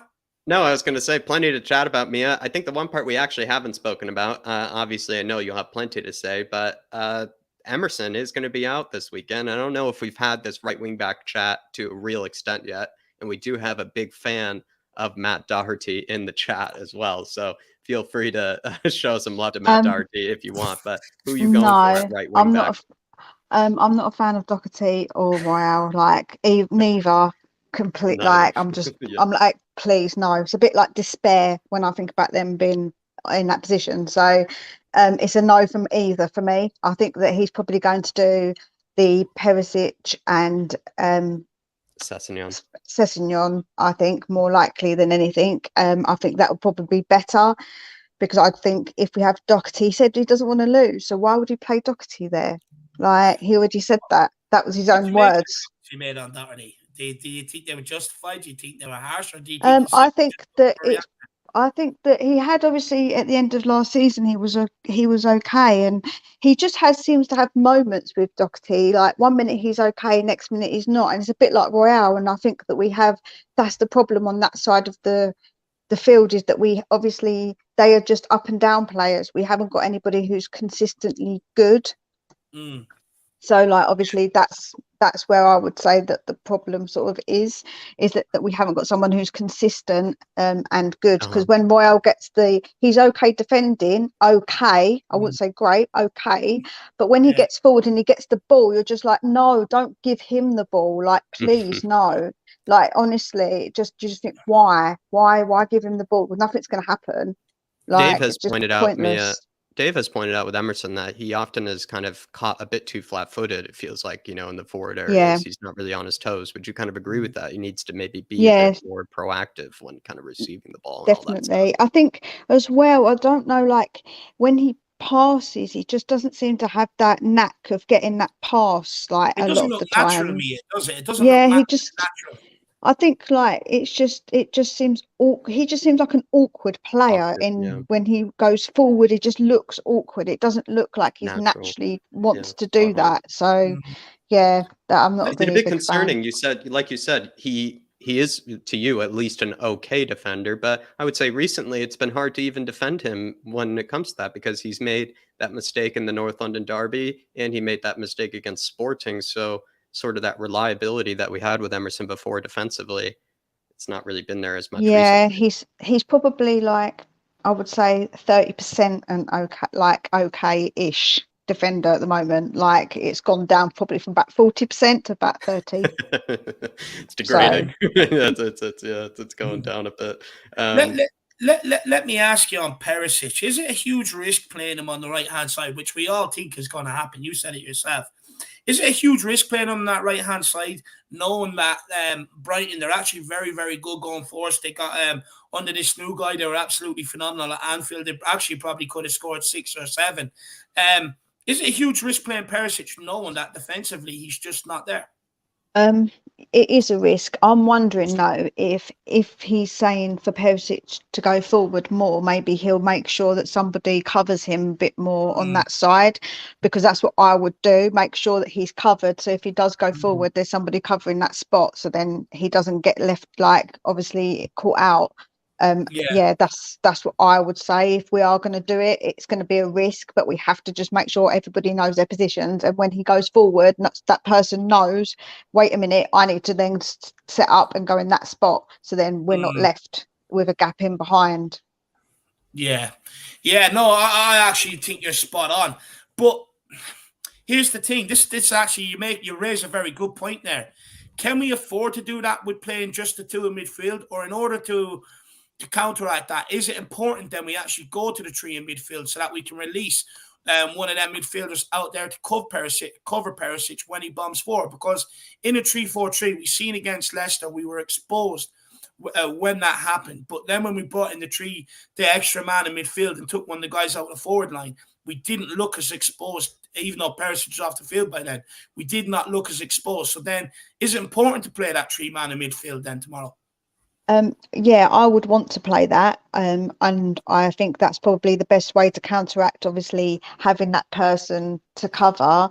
But I don't know if he will play that, although it's what we all want. I just don't know if he will do it. I think he's quite stubborn in his tactics and the fact that he wants to play this way, and that's the way we're going to play. And obviously I can't disrespect him, because as I say, I trust Conte. He's played this way for a long time. I don't know why people get onto him when he got him as a manager. We knew what kind of football he was going to play, so I don't really understand what everyone's moaning about, to be honest with you. So to me, are you happy with this style of football? And what do you make of all the questions Conte seems to get on the style of play, the tactics, selections? I think we can't expect every single team to play like a City. We can't. Like, it's just not feasible. And if that was the case, then can you imagine the league with everybody playing exactly the same style? It just wouldn't be. It'd be boring. So to me, every manager has got their particular style, and we knew that that's Conte's style. So like I said in my comment yesterday, it's a bit like cutting your arm off and then complaining that it hurts or that it's bleeding. We knew exactly what we were going to get with Conte. So why people are moaning about it when last season everybody was so happy that we got top 4? Nobody was moaning about it then. And I know that it clicked a bit more towards the end, but what you've got to understand is we've also had new players come in. So our new players obviously need to gel and obviously work out where they fit into the team. And it's not always an instant thing. Like, that doesn't always happen. And we were lucky with Kulusevski that he fitted in very quickly and very well. But we can't expect all of our new players to do that. That's silly to think that that's going to happen. I think you're spot on there, Mia. Do you feel like we're forgetting that credit in the bank? It feels like he has very recent credit in the bank, Antonio Conte, with getting top 4. A lot of people doubted him in getting top 4, called people delusional for thinking he would get there and whatnot. It feels like we've also forgotten about that credit in the bank that Antonio Conte already has with Spurs fans. Like, the faith, for some reason, has already been lost when he's already, in my eyes, earned a bit of faith with Spurs fans. I think that people are crazy. I think, honestly, who else would we get? Who else are we going to get? We're Tottenham. Like, I don't think people understand. Like, when I was a kid and watching Tottenham, it was like a shame thing. Like, you say you supported Tottenham, you were just like, oh my God, yeah, I support Tottenham. Yeah. And mumble it, really, because you're just like, we were just shocking.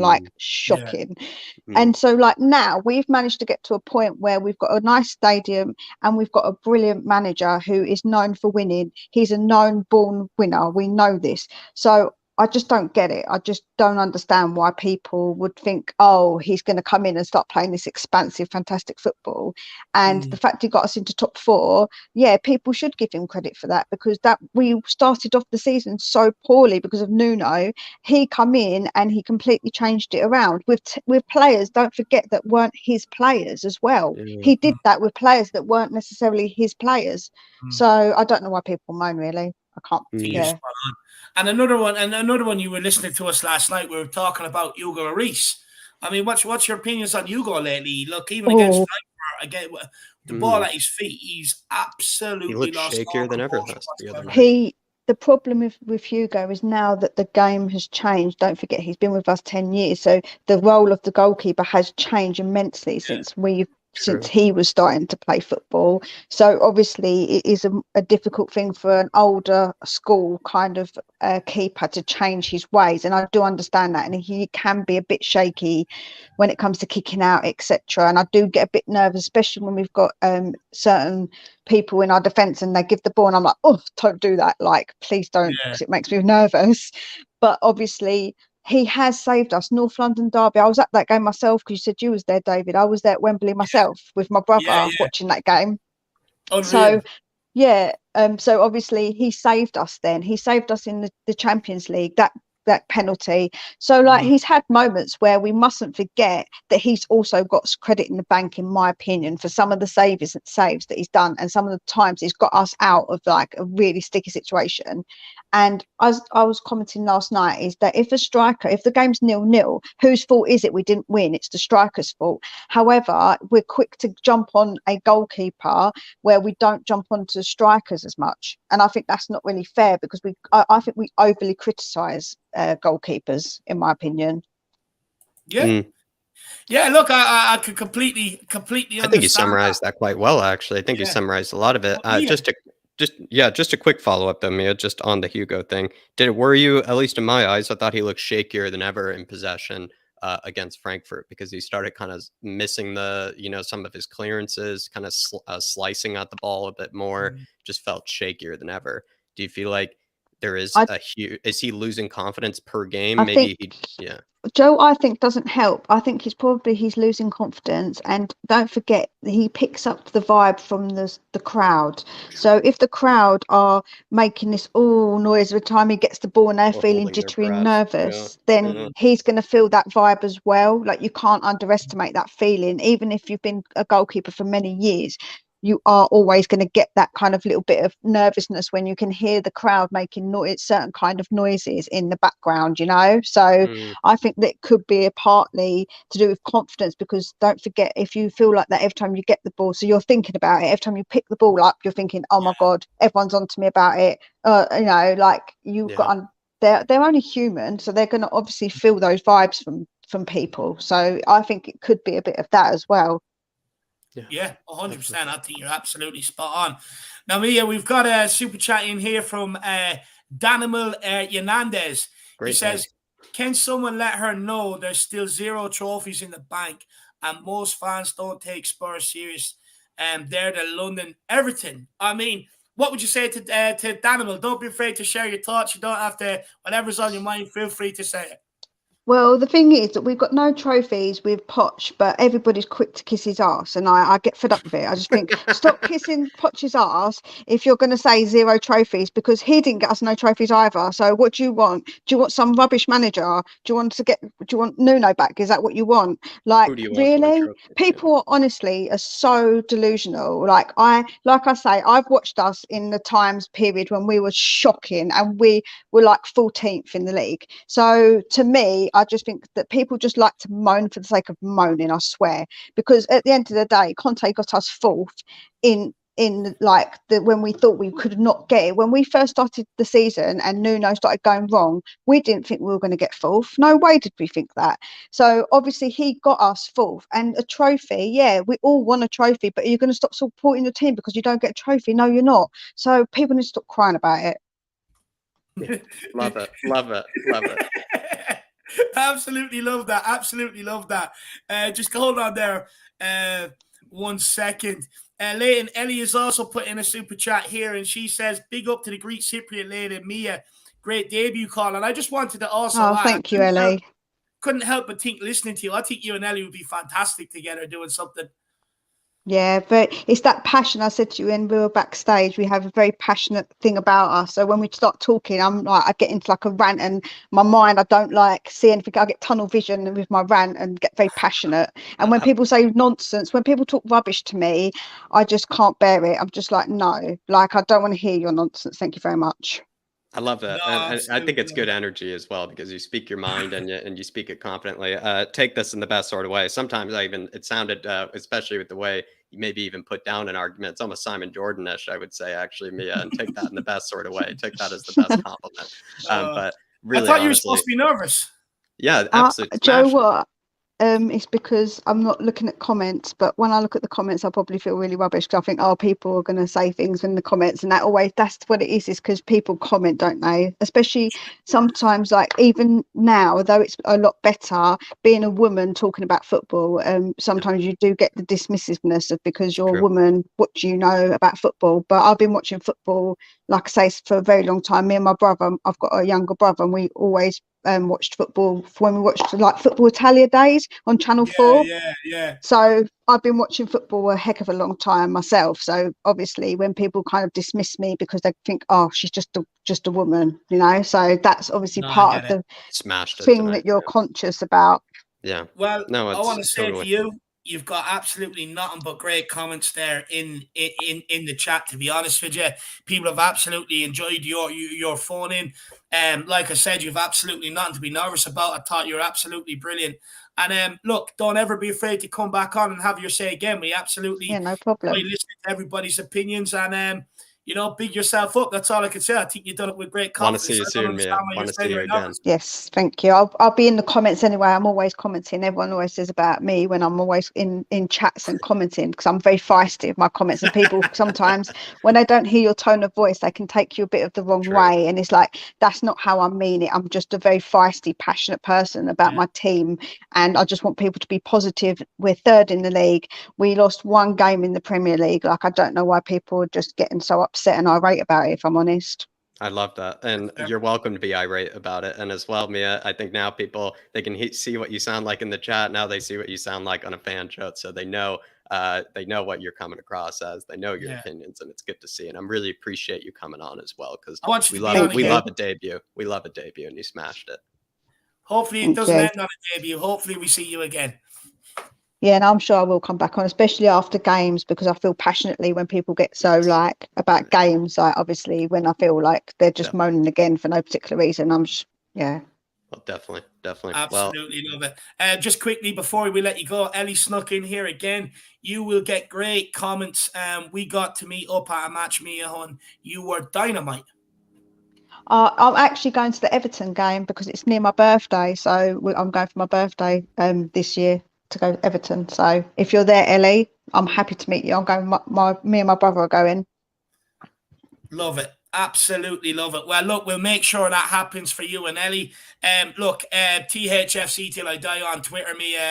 You just email them that you'll get hold of Ellie there, or even in myself or Jack, one of us. Yeah, you can also email us, and we'll get you in contact with Ellie. And then also, if you want to join the group chat and all that stuff, and chat spurs there, feel free to just email us, Mia. Yeah, Ellie's the only lady in there at the minute, so she actually needs someone else. She's female company. She needs female company to sort these men out, Ellie. That's what we need to do. She needs some soldiers for sure. I love it. Big up. Well, big up, Mia, and we'll chat again soon. All right. Brilliant. Thanks very much. Appreciate you. Call. Thanks. Absolute brilliant call. See you. That was absolutely a cracking call. She said she was nervous. Time flew by. She lied to us. She's not nervous whatsoever. Absolutely love it. And Ellie, we'll make sure you get in contact with Mia so that you can definitely meet up for the game and have good crack. And I actually think, you and me, there's something there. I think you and me are talking Spurs together, 100%. And then Ellie says also, this is in reply to Leighton, because Leighton said that the husband's going to kill her because she's spending the shopping money. And she says, it's my money, Leighton. I'm not called Queen Ellie Hoiberg for nothing. And that's happening in my year.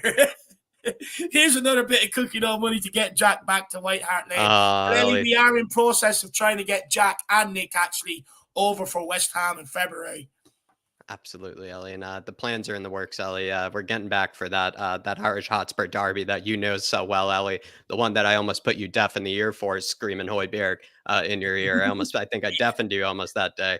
But Ellie, really appreciate your support. And I bet it was probably one of the stats of the year you've heard from Hoiberg. I'm actually probably quite surprised by the reaction of it, because I think I've maybe let it slip maybe once before, and maybe just people didn't hear me properly. So I'm actually happy that Hoiberg is getting the love he is today, Ellie. You never know when Hoiberg's going to get his love, but it happened on a Friday morning.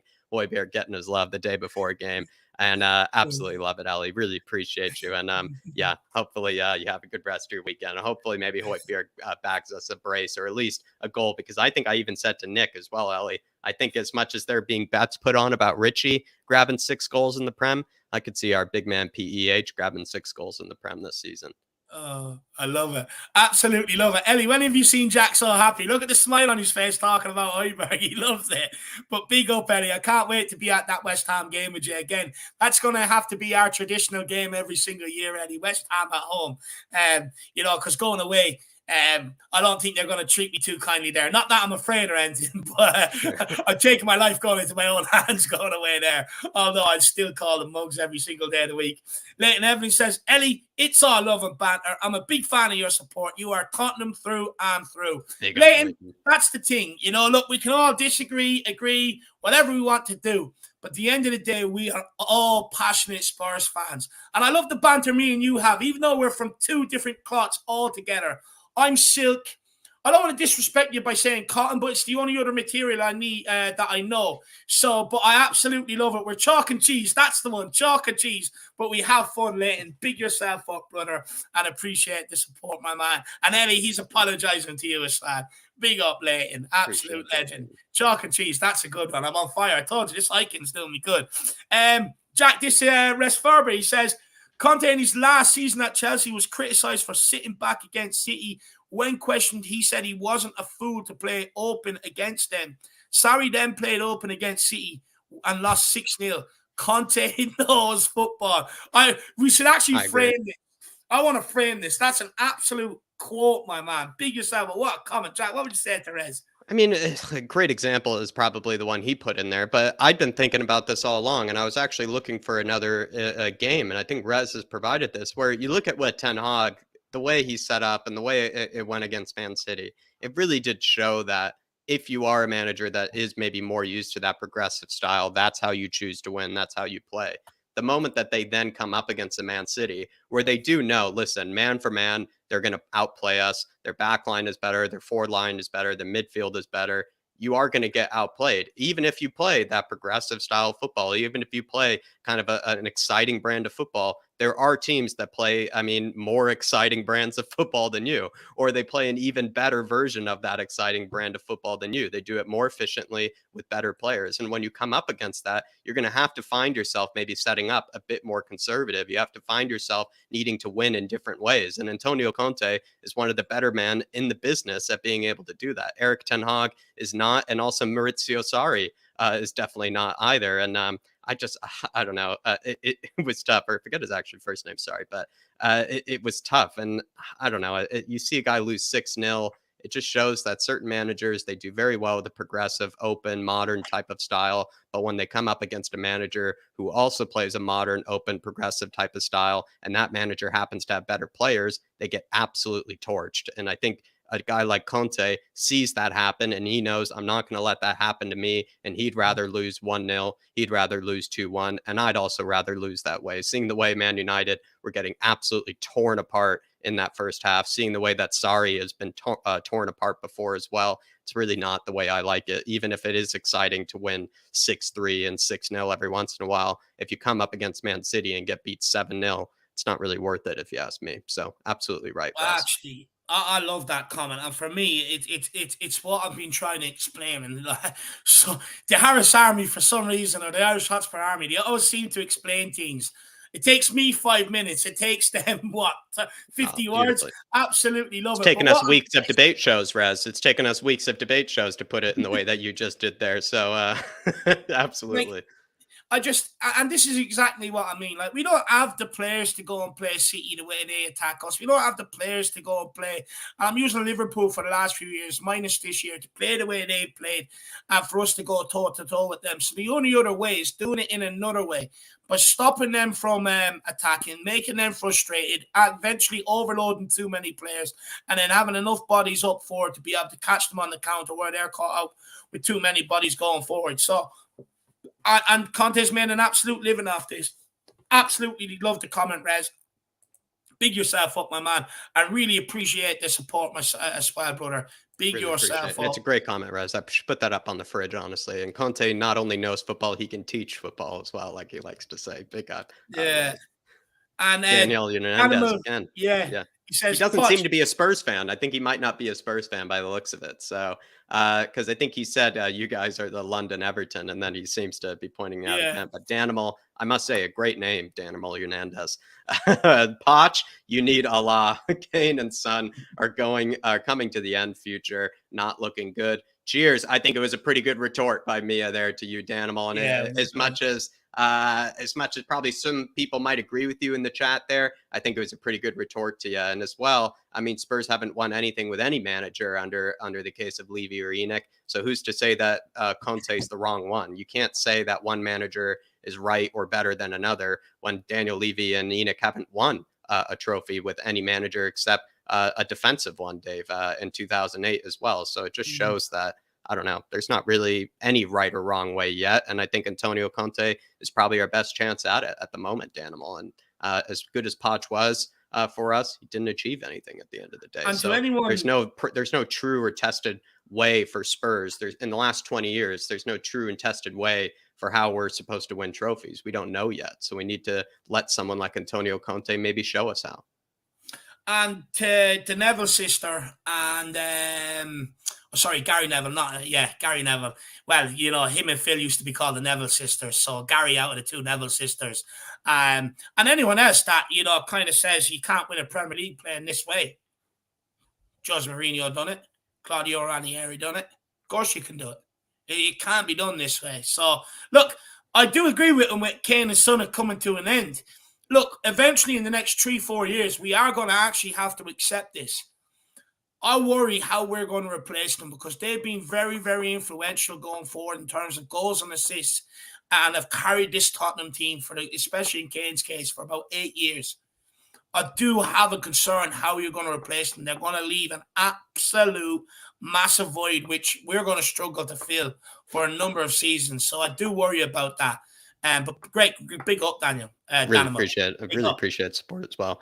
Big up Michelle Lewis, listening to all my 4-hour drive from Savannah, Georgia to Greenville, South Carolina this morning. Come on, you Spurs. Big up, Michelle. Safe travels. And hopefully you've been enjoying it so far and enjoying the fan show. And then maybe one day feel free to pop on yourself. Maybe you need to take a leaf out of me and Ellie's book. You need to come on here and have a chat with us and also get involved in the group chat and everything else. Anyone that wants to be involved in the group chat, trust me, match days is absolutely hopping.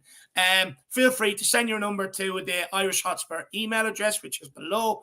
Send the number in and we will add whoever wants to be in there. Leighton, get yourself in there. I know you're going to wind me up in there. I know I'm going to be angry with some of the comments that you're going to put in. But feel free to send the number and get in there. We'll have the banter, my man. And he also says, great show, lads. Wicked energy. Big up, Leighton. Absolute legend. Big yourself up. But look, we're going to keep this moving. We've got 1, 2, KPV 3, time, I think it is. Might be left. some... But yeah, it's KPV. KBV, can you see me? Let's get him on. How are you keeping? Hey, I'm good. I start with what Ben said. You had a fight with a lawnmower today. Who? You had a fight with a lawnmower today. You got the haircut. No, I went to the hairdressers yesterday and they got it done. The people that work in hairdressers, the barbers got it done. Not a lower mower, whatever it is. Ben saying nonsense. Ben, get the tables. You're going to have to punish him on FIFA then, Kyle. He's chatting a lot of rubbish. You're going to have to punish him on FIFA. So, yeah, I've not played him at FIFA 23. Yes, the truth sets free. Big up yourself, my man. Well, where do you want to take this, KPV? What do you want to talk about? Do you want to talk about tomorrow's game? Do you want to talk about the criticism Lloris is getting, the criticism Conte is getting? Where do you want to go, man? So much to talk about. I'll probably start with those two things. Like the criticism Højbjerg's getting, yes, James, big up, my man.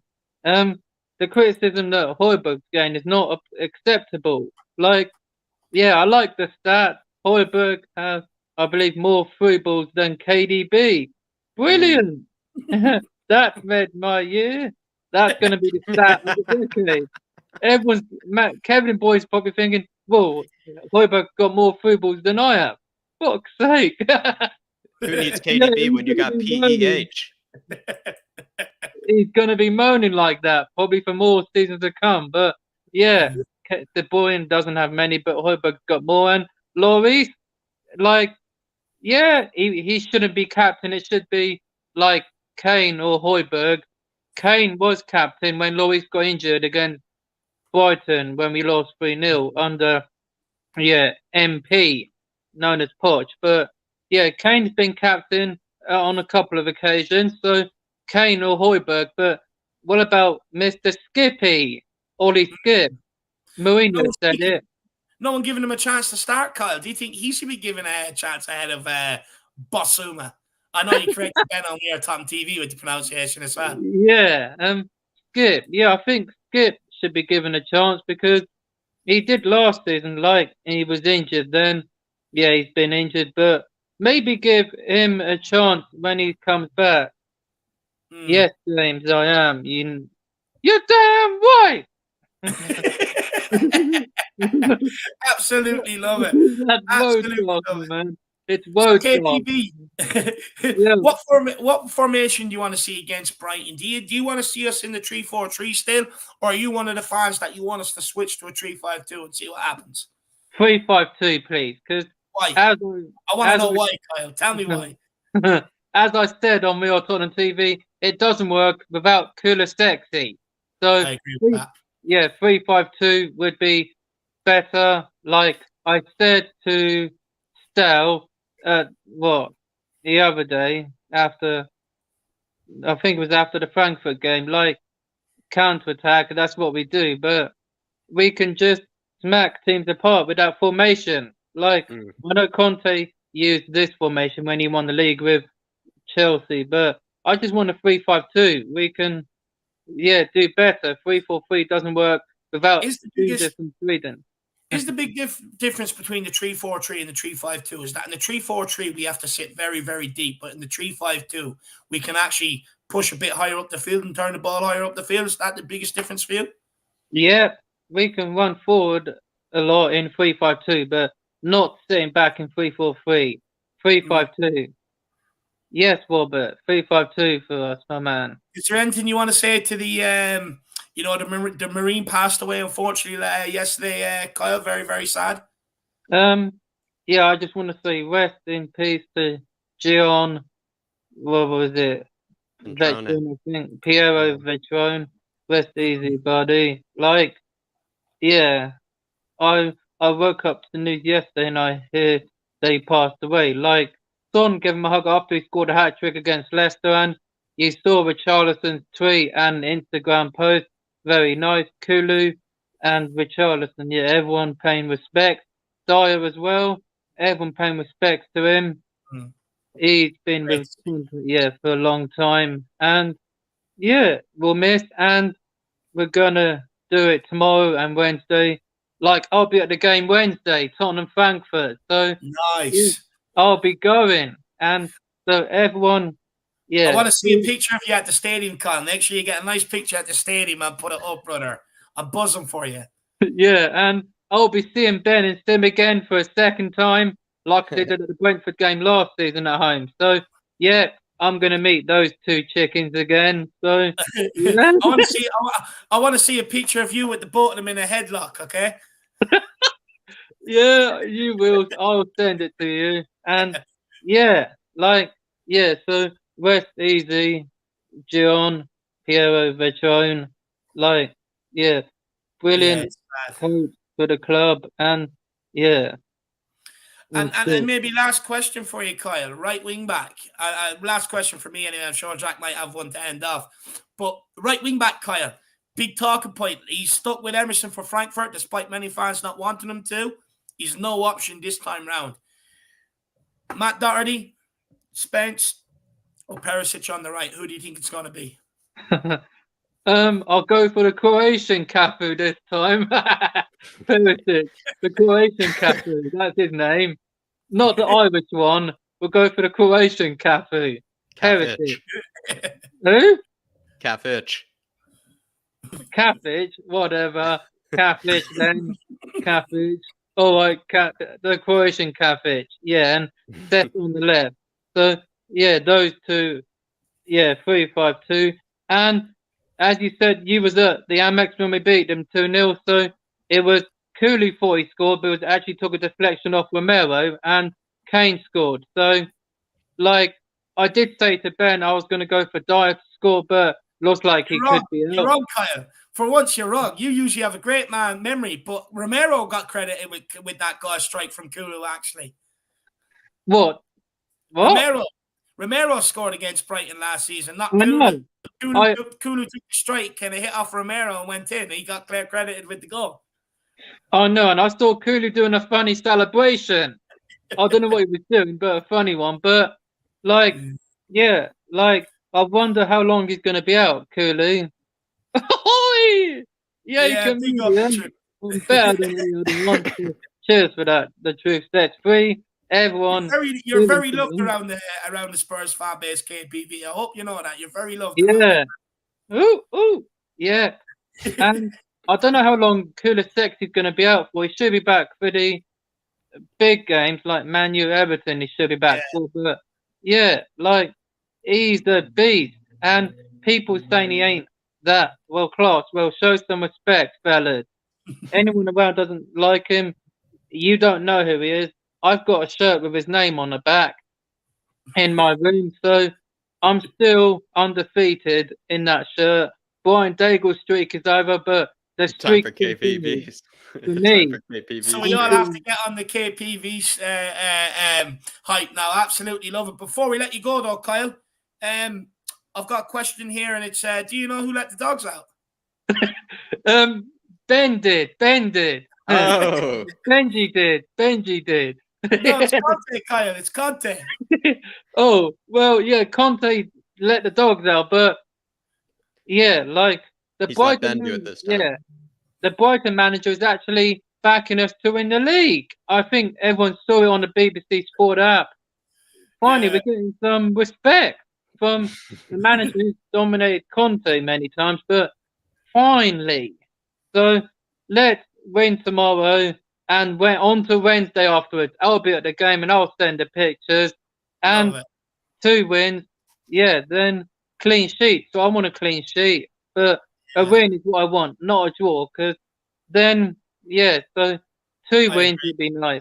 Yeah, so let's KPV, give us a big come on, you Spurs, before we let you go, brother. 3, 2, 1. Come on, you Spurs. Louder than that, Kyle. You're louder than that. Come on. 3, 2, 1. Come on, you Spurs! On, yes, Kyle. That's what I'm talking about, Kyle. Big yourself up, buddy, and we'll see you soon. I'm off to listen to Who Let the Hounds Out. Yes, my man. You go and do that. Good man. KPV. KPV, everybody. Give him love in the comments. What an absolute energetic legend. Absolute legend. But look, we're going to keep this moving. We've got 2 guests left. Let's get them on. I think it's Amir next. Big up KPV. Yeah, we're going on to Amir. Let's get him on. I'm just running off for number 1. I'll be back. No worries at all. Amir, good to see you. Long time no see, brother. You're on mute. My friend. Amateur hour out here. It's been a while. That's why. Talk to me, mate. We've been giving Højbjerg a lot of love, but we're supposed to be talking about this Brighton game. Dier coming up against his fellow Italian. I guess the one thing we haven't spoken about, Amir, maybe a bit of a flatcapeurotalk moment, is that Dier guy is known as being a very kind of gung-ho attacking manager. Do you think this could be kind of an exciting game, a bit of a back and forth 3-3, 3-2 kind of game? I think it will be a very interesting one, and it will be interesting what Conte does to counter your man's tactics, because, I've heard the talk about the 3-5-2. I think it's perfectly set up for this one to go with the 3-5-2. Leave either Richie or Sonny on the bench. Whoever he feels is fresher can start. And then bring on that weaponized striker, whether that's Richie or Song, if we need it late on. Boss the midfield, hit them on the break. With Basuma potentially, yeah, right? Yeah, that's what I want to see. And he knows these guys. He's trained with them for years, so he knows how they're playing. He knows their game. He knows which player's going to go left, which one's going to go right. So part of the reason we even bought this guy Basuma, I swear, is so that we didn't have to see him dominate us any longer when we came up against the likes of Brighton. Oh yeah. So hopefully he does play this game. Yeah, he bossed it against us. So yeah, I really want to see him in there. I think he deserves his chance. And for me, the main thing, Jack, tomorrow's 3 points. I don't care. To be honest, 3-5-2, yeah, I think that's best. If Conte thinks it's 3-4-3, let Conte do whatever he wants. As long as we're coming home with the 3 points, it could be Sanchez scoring off his arse cheek, Dier off his knee, and an own goal in our goal. I'll still be happy because we've just got to keep pace with that Premiership now. We've got to keep pace because you're seeing the Gooners doing what they're doing, and it's really getting under my skin. And is that what's making everybody so tense though right now? Is seeing what the Gooners it's not just that. It's not just that. You're looking at Haaland. You're looking at what this guy. I mean, we talked about it, I think, a little bit at the start of the season, but he's even outdoing what people thought he would do. He's like ruining the Premier League. Yeah, I know what I mean. He's ruining football. He's ruining this guy. He's like a cheat code or something. I know what you mean, Amir. Just quickly though, Truth Sets Free, I missed this by the way, has gifted 2 memberships. One to Starsky in the chat. He's gifted a membership too, and then another one to Vinny as well. 2 great names. So everybody, welcome Vinny and Starsky to the fan show membership. And Truth Sets Free, really appreciate you, brother. And also Starsky and Vinny, feel free to thank Truth Sets Free because he's given you an opportunity to come on the fan show Monday. Big up. Legend. Truth Sets You Free and Rob Wallace tend to do that nearly every week at this stage. And everybody in the comments, just give them an absolute big up. And I know the reason why they do it. They understand that the cost of living is going up. Prices are high on no matter whether you want to eat, whether you want to heat yourself, whether you want to clothe yourself. Just do the basics. A normal human right. Everything has gone through the roof. So fair play to these guys, and they're doing it so that you guys can come on and have your say. So what an absolute legend. Fair play, boys. Fair play. Amir, what do you think of all the nice surrounding Tottenham at the minute? Do you think the frustrations and the concerns are justified, or do you think it's mainly because of how Arsenal have started this season? Yeah, it's not just to do with Arsenal. There is some frustration there in how we're playing. Although, having said that, would we rather have played open attacking football and be 2 losses down and 2 draws? We're looking all right in the league points wise. We're set to qualify for Champions League, whether that be in first place or second place, we'll see. As long as we go and get our home results, we'll be fine. We're in all competitions, okay, the football hasn't set us alight yet, but that just shows that there's a lot more to come from our team. And I think that this stage now before the World Cup is critical to keep the pace in the Prem. We've got 4 tough games coming up now. But Brighton, for me, it's probably one of the trickiest ones out of all of them, maybe apart from United, because they're a little bit resurgent. Although, Ammonia Nicosia banged in 2 against them yesterday, so they're not that good. So I really think it's a little bit of frustration, and then the Gooners are winning and people are getting a bit itchy. But I don't think that we've been as bad as some people are making out. It could be more tense though, Amir. Like, let's say Chelsea and Liverpool were playing well right now. Let's say everything is going swimmingly for them. We would be in an even more intense position where we'd be fighting for elbow room, right, in top 4. But right now, we're not. We're not fighting for elbow room. We're kind of established right now in that top 4 race. And as much as I agree that the football has been not pleasing and not nice to watch at times, we have to still look at the fact that other teams around us, who should be around us, should I say, aren't around us and are struggling at this moment in time. And as much as we like to say that we're struggling, we look dismal, we look awful, there are teams that people are praising every week for beautiful football. They're still sitting behind us in the table right now, Amir. And I think there's something to be said with that Spurs actually are pushing Liverpool and Chelsea. And we usually like to think that Liverpool and Chelsea sort of push Spurs and, make us have to catch up with them. Right now, they have to catch up with us. So I don't know. There's something to be said there, I think, too. We have to also look down the table. As much as we always like to look up the table, we have to look down the table. No, you're 100% right there, Jack. And we've got to take advantage of them slipping up. So, I'm sure Conte was so frustrated with that red card and the way we went down in the North London derby. Yeah.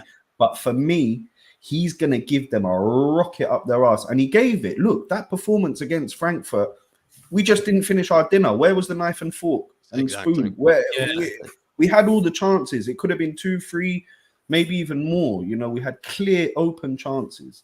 So for me, this one against Brighton now is just key. Get over the line, get the 3 points. And that's what Conte's about. He's in a results business. He knows that.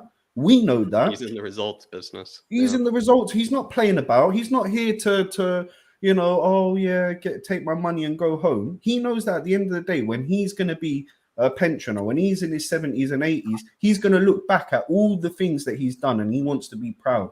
He wants to be proud and say, look, that's what I've done. And if he can win trophies with Tottenham Hotspur, with where we came from under Nuno, nothing short of a miracle. Why should, and also not on Amir, and why should we make it that Spurs are the sour taste in his mouth when he looks back on his career? When we don't, Jose's already had that. Jose now looks at Spurs as sort of the sour taste in his mouth when he looks back on his career. We don't want Conte to feel the same way. We don't want Conte to feel the same way, to look back at Spurs and feel like they didn't make it easy for me there. They could have done this. They could have done that. I wish it were different. I really wish, or at least I hope it's different this time, because I agree with you. I want Conte to look back on his career and look at what he achieved with Spurs instead of looking at what he could have done with Spurs. We also have to understand, Pochettino, I would describe as a philosopher. He has a philosophy of how he believes is the best way to win. But a winner is different. A winner will look at all the different styles, all the different philosophies, and he will plot his way to winning, no matter whether it's sexy or whether it's ugly. A winner will do what it takes to win regardless, whereas a philosopher will always believe in his style and stick with it, even if it proven him wrong. I think we have to accept that about Conte. We just have to accept, whether you think it's ugly or not, he does what he believes is right for us to win. I'll back him because he's got the record. But Amir, why don't you help us take this super chat here from the bottom? Do it. Big yourself up, brother. Great to see you in the building. He says, I feel Conte isn't playing the 3-5-2 is because of the wing backs in a 3-5-2. The attack from the wing, from the wide, hinges on the wing backs. In a 3-4-3, we have wing backs and wingers. 3-5-2 needs a baller in the middle. What would you say to the bottom do it here? I think he's absolutely spot on. And Jack, this is something I was saying to you before. That if we go 3-5-2, you have to have the wing backs to play the system. But the reason why we played 3-4-3 is because Emerson isn't good enough going forward. And when you see Kulu hanging out on that side, helping him all the time, you can see kind of why we go with the 3-4-3. But the bottom do it, what would you say? And then Jack will get you in. Look, I think he's spot on. I think when Kulu is fit, I think the 3-4-3 fits us the most. If Kulu's out for tomorrow, I do think the 3-5-2 could work. And we've seen it against Liverpool last season, against Leicester for time this season. We can see that it works. Conte trusts in his system, which is fine. That's fantastic. And he got us to top 4. Incredible. The thing is, I'd like to see from him that he can adapt and tweak things mid-game. Or so even if he starts 3-5-2 and he sees it's not working, go back to the 3-4-3. Or if it's 3-4-3 and he sees that we're getting overrun in the middle, then go to the 3-5-2 like he did against Leicester. I'd like to see that little bit of diversity in terms of tactics, because I do think some teams kind of know how to play against us now with the 3-4-3. They know if you shut down Kane, early ball, Sonny, early ball, you don't let them get on the ball, you don't let the ball come over the top, you close the center. People have worked it out, so I'd like to see a little bit more the kind of the tactician side of Conte. We've seen the passion, we've seen the energy, we've seen him get the whole of the stadium on its feet, So it's time to really for him to show us. We already know, but to show the fans that don't believe that, look, these next 4 games, for me, it's a minimum 10 points. Minimum. Anything less than that, not good enough. Not good enough. We need at least 10 points out of the next 4 games. And I believe in Conte. I really do think he'll do it. He pulled through for us last season. And David, you were the one believing the whole time, you know, when all the fans were down and out. You held your belief, and you know, Conte pulled through. And I believe that he'll pull through this season. And if Enoch and Levy pull their finger out and realize what we have on our plate currently, with the team, with the squad we have, the players we have, the stadium, the fans, the manager, in January, they need to go out. They need to spend, I don't care how much money. I don't care if it's 20 million for a player or if it's 70 million. If it's someone that Conte wants and thinks that he can improve our squad or our starting 11, go and get him. Bring him in. We know City, we know Liverpool are going to be at it. We know Chelsea are going to be now buying players. So we have to be on it 100% to go out and win trophies this season. Because for me, nothing else will do. Nothing else will do. We need to bring home a trophy this season. 100%. That's why Conte's here, isn't it, Amir? You know, he's here. He's here to bring silverware. You're not here to get him just to kind of settle with bringing us back to top 4 and settle there. He's here to deliver trophies. It's not good enough. It's not good enough. Not good enough at all. You have to bring home the silverware. It's been too many years. We've lived too many years in hope, in anguish, getting to finals and losing, sacking a manager before a final, one of the managers who wins titles everywhere they go. You know, so this is the season where we finally and hope, and it's not just one trophy. This will get the ball rolling. That's going to get the snowball rolling, snowball effect, and we're going to start bringing them in like we were in the 60s, 70s, and 80s. I agree. So that's why Conte's here. Even if Conte can just get us one trophy, build the foundation on in terms of what are the minimum requirements of the club and of the players to be able to deliver trophies, you know, the minimum requirement in terms of performances. And once that one trophy comes, especially for Kane and Son, if it can be this year, they'll get the hunger for it, they'll get the taste for it, and they'll have the know-how, which then they can do for the next couple of years before maybe their Tottenham careers probably dwindle out a little or come to the end because of their age. Couldn't agree more. But Amir, why don't you tell people what you're trying to do over here, my man? No worries. You can definitely check out the tourism channel there below. It's called Israel Uncovered. Apart from the Open Peace podcast, which I'm still continuing with, we've got a few episodes lined up in the future. Me as a tour guide, just want to show Israel off to the world. Very proud of the country over here and the nature, the beautiful sights to see. So I'm just putting up videos of me going around and trying to explain to people a little bit about the history, the archaeology, and show you some of the best sites all over Israel. So that's what I'm doing at the moment. Hopefully this year is going to be an interesting one, definitely. Love that. Everybody get over, smash the subscribe on Amir's podcast and get to know Israel for the country it is. Outside of all the politics and stuff like that, get to know what Israel is. Yeah, get out and all that nonsense. You know what, politics, Dave, it's the same old garbage anywhere you go. If it's Ireland, England, America, it's all garbage. You know, just if you want to judge a country and you want to see how it is, go out there, see how it is, see how the people are. From my experience, people are people everywhere. They're lovely everywhere you go. Even with this whole Russia-Ukraine thing now, I've been to both of those countries. Wonderful people. Pray for peace. Hopefully, you know, these leaders can pull their finger out and get something sorted quick, because that's what we need. And just thank you so much for having me on, lads. And let's get the win tomorrow. 3 points. Amir, don't leave it so long next time. You make me jealous when I see you on Amir talking on TV. I'm like, what have me and Jack done to offend Amir? Now, do you know what it is, David, lad? I've been traveling. I was out in I get it, man. I get it. Yeah, I've been out and about for a little bit. Yeah. Well, you're very well spoken, Amir, and that's why we love having you over here. And everybody's very well spoken on football. He's very well spoken on other things. So do check out his podcast and his channel on tourism in Israel as well, because clearly guy's a very well spoken, very smart guy as well. So please show him some love. Big up, Amir. Big up, Big me. up, Jack. Big up, David, lads. Man. Come on, you. Come on, Tottenham. Come on. Come on. Absolutely love Big it. up, Amir. Everybody give him here a lot of love in the channel. What an absolute gentleman this guy is as well. Really looked after We Are Tom TV when they were over there as well, showing them around and stuff like that. So everybody give him a lot of love and get over, and check out Israel Uncovered.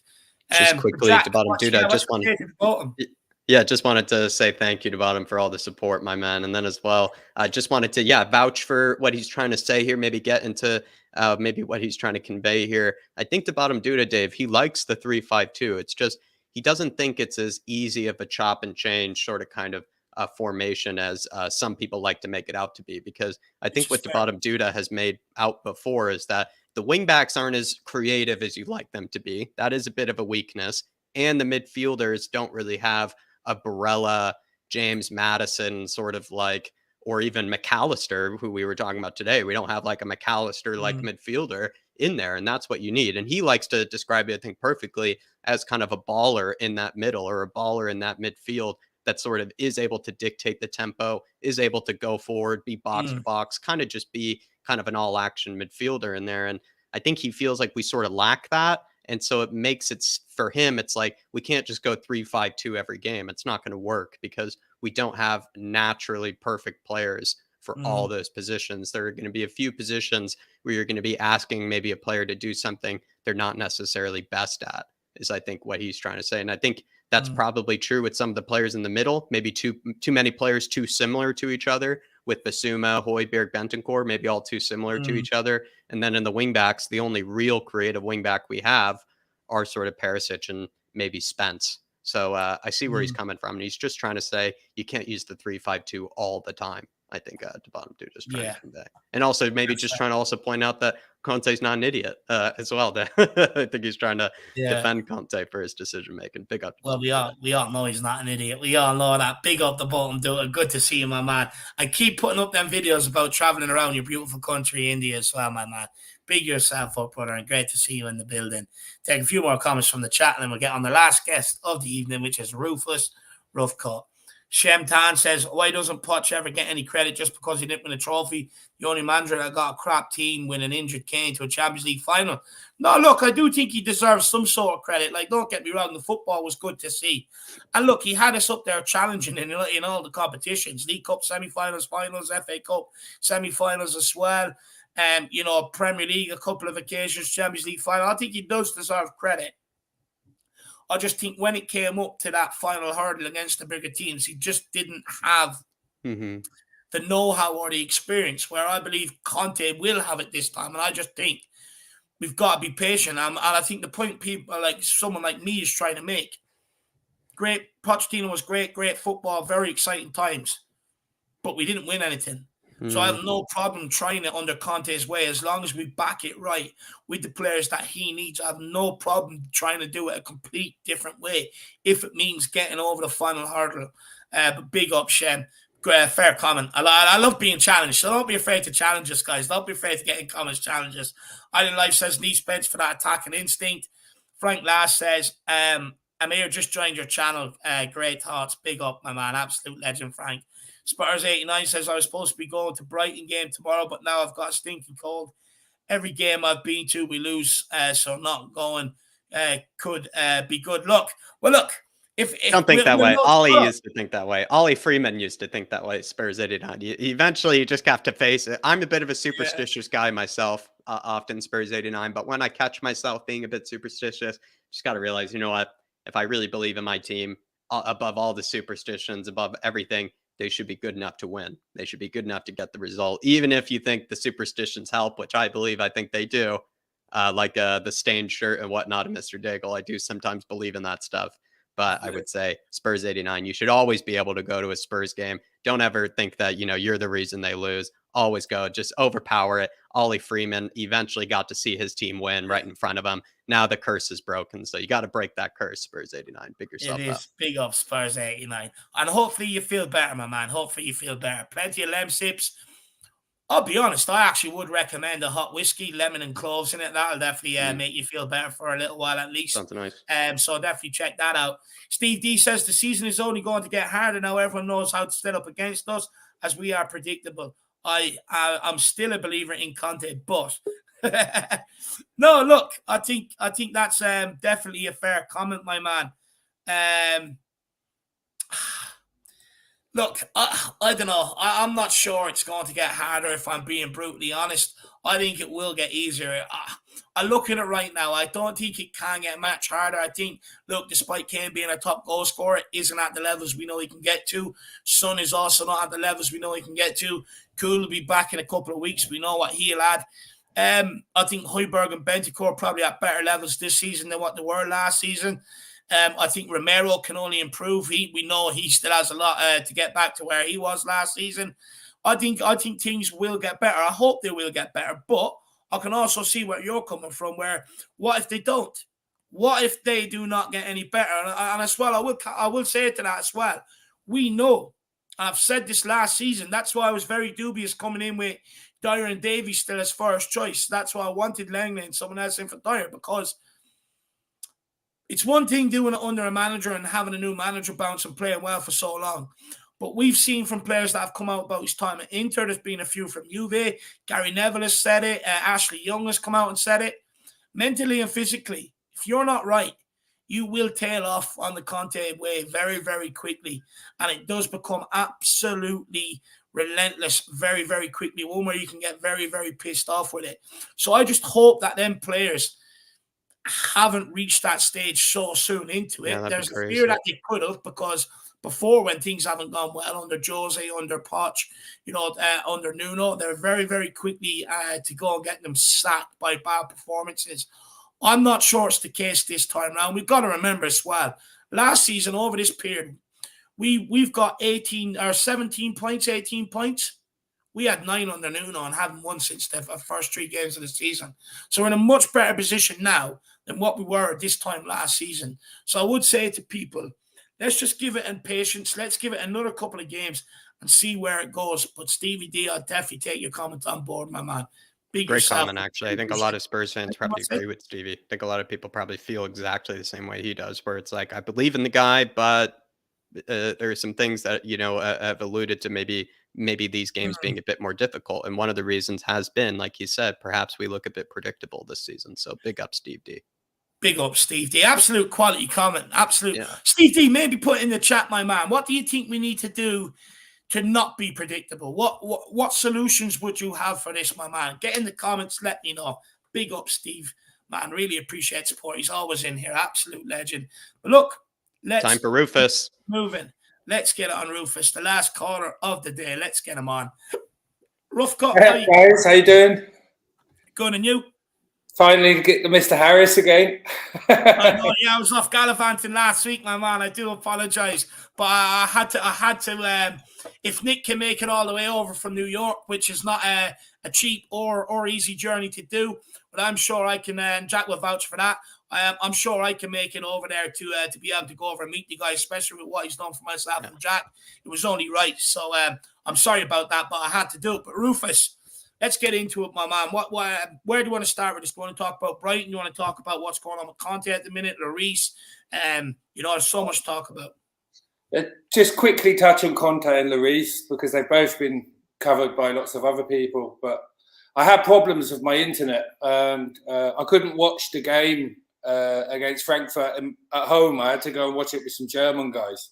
I thought you were supposed to be going. I thought you were getting tickets up. No, it's a bit tight at the moment. Yeah. But actually, I was quite happy to hear that Jack was thinking about the West Ham game, because that's in February, and that financially and with a bit of time to plan it could be a one. It could be an Irish Hotspur outing.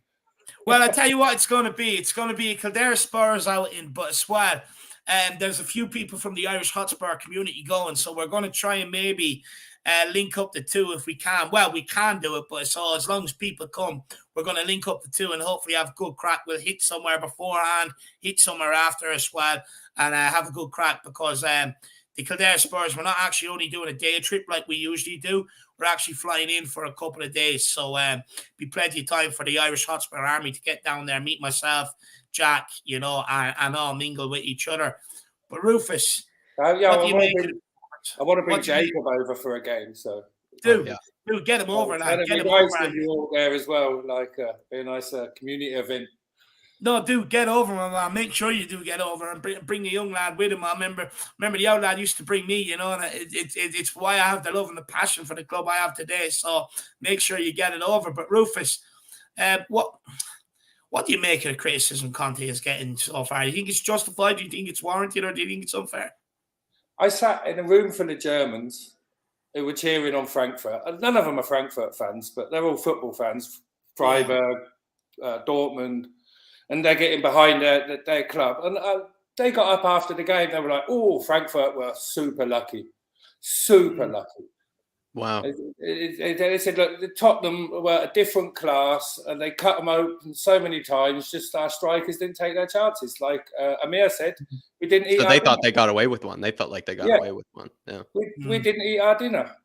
And then you're online saying, oh, if this was Nuno, he'd be out and this and that and everything else. It's just like, get a grip.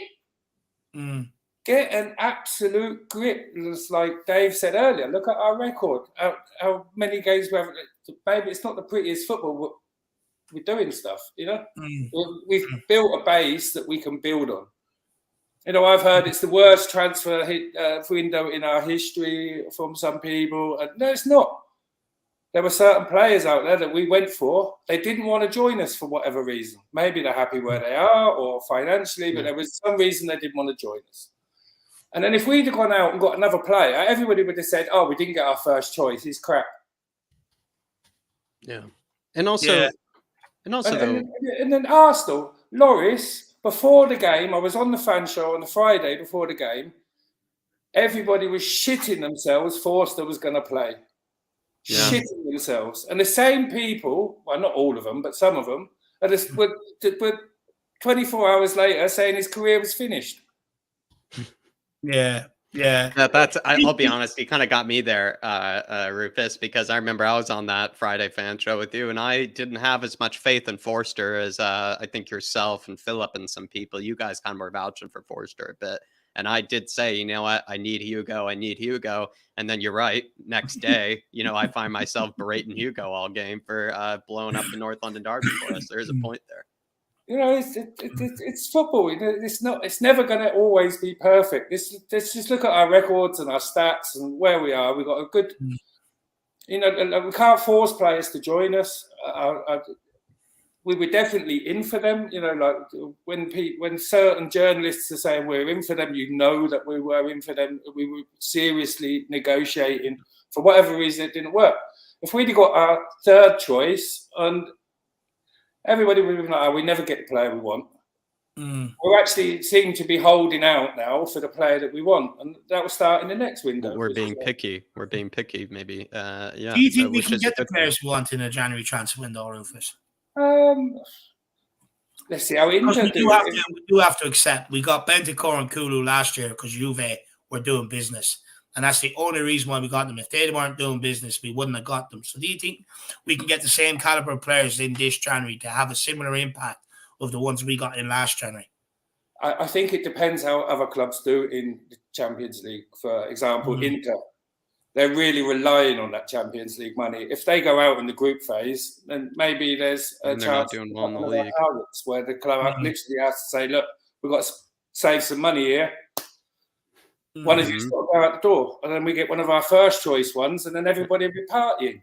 Just quickly, Rufus, I think you're a clever man there, because there is something to be said about that. Because if Inter do drop out of the Champions League and they do drop into the Europa League or whatever it may be, they will find themselves in a difficult situation where they're not doing too hot in the league right now. They're not actually the title contenders that people expected them to be. They didn't sell very many players this season. In fact, they actually brought in a lot of players. They already had some financial worries to begin with, I think, over the summer. So there is actually something to be said with a Bastoni or a Skriniar maybe being more available because of perhaps them missing out on not having a good season.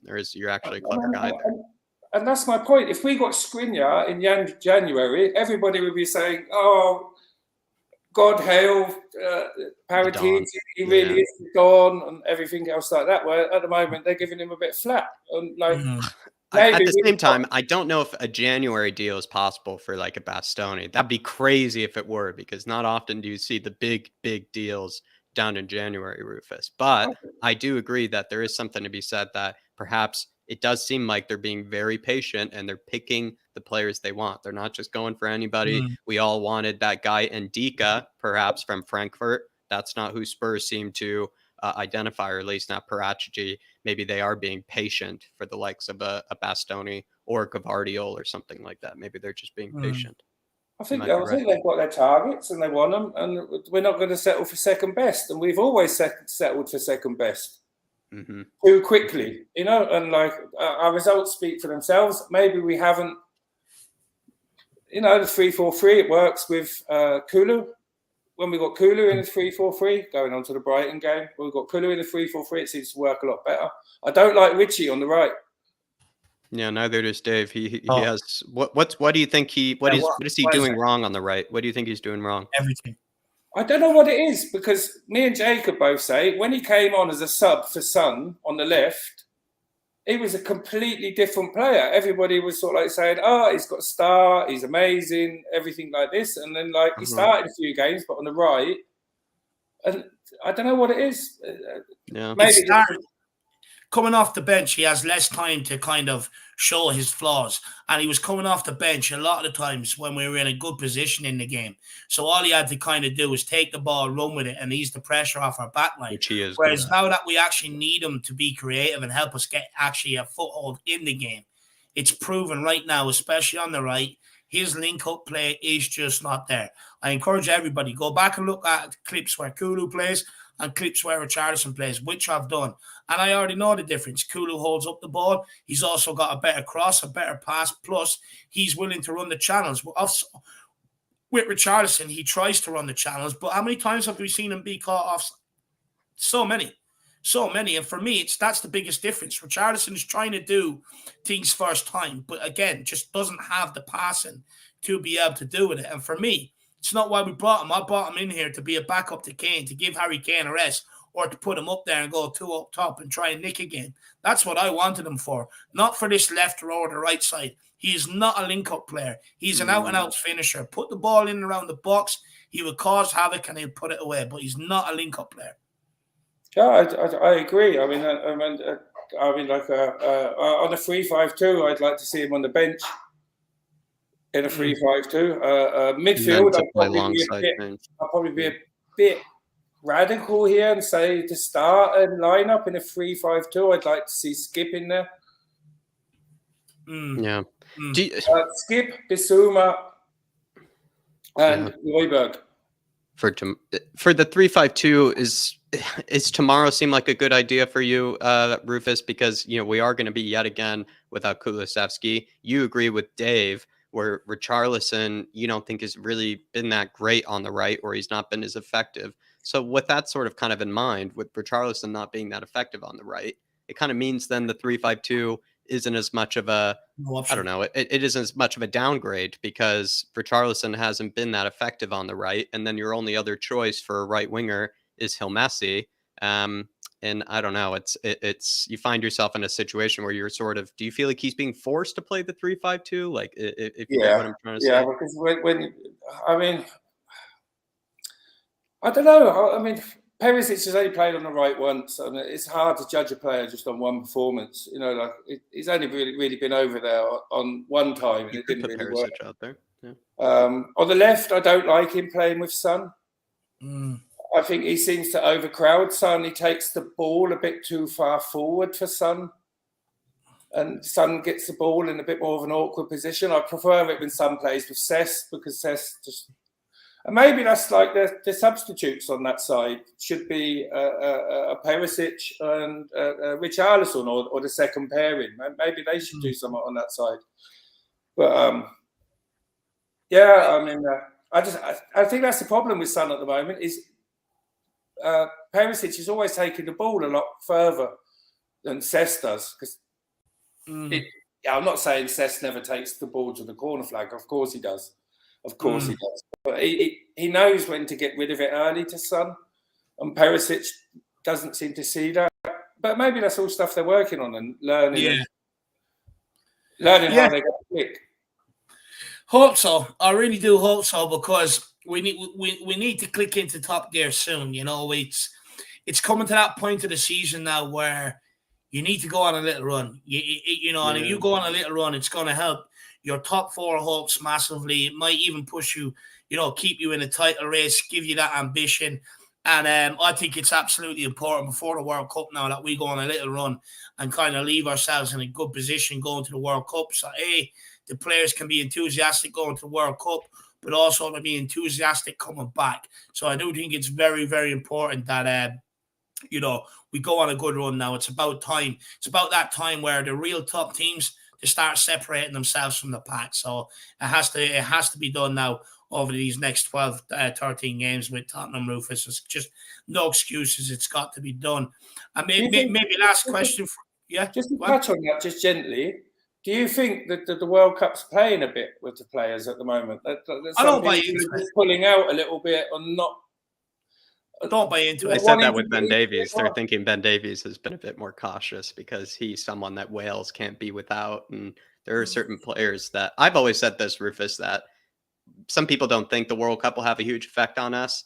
I think it could, just because I've said that all of our players happen to be the most important players in their World Cup sides. So I don't agree that they're probably pulling out or reserving themselves at all, but there is something to be said that Bentancur is easily one of the best midfielders for Uruguay. You look at Sonny for Korea, you look at Perisic for Croatia, you look at the likes of Romero for Argentina, you look at Lloris for France, you look at Kane for England. Our whole starting 11, the ones that are nationals or internationals for their team, are basically some of the best players in their team. And there is something to be said about that, where they are like, have a lot of pressure, you know, coming up in this World Cup.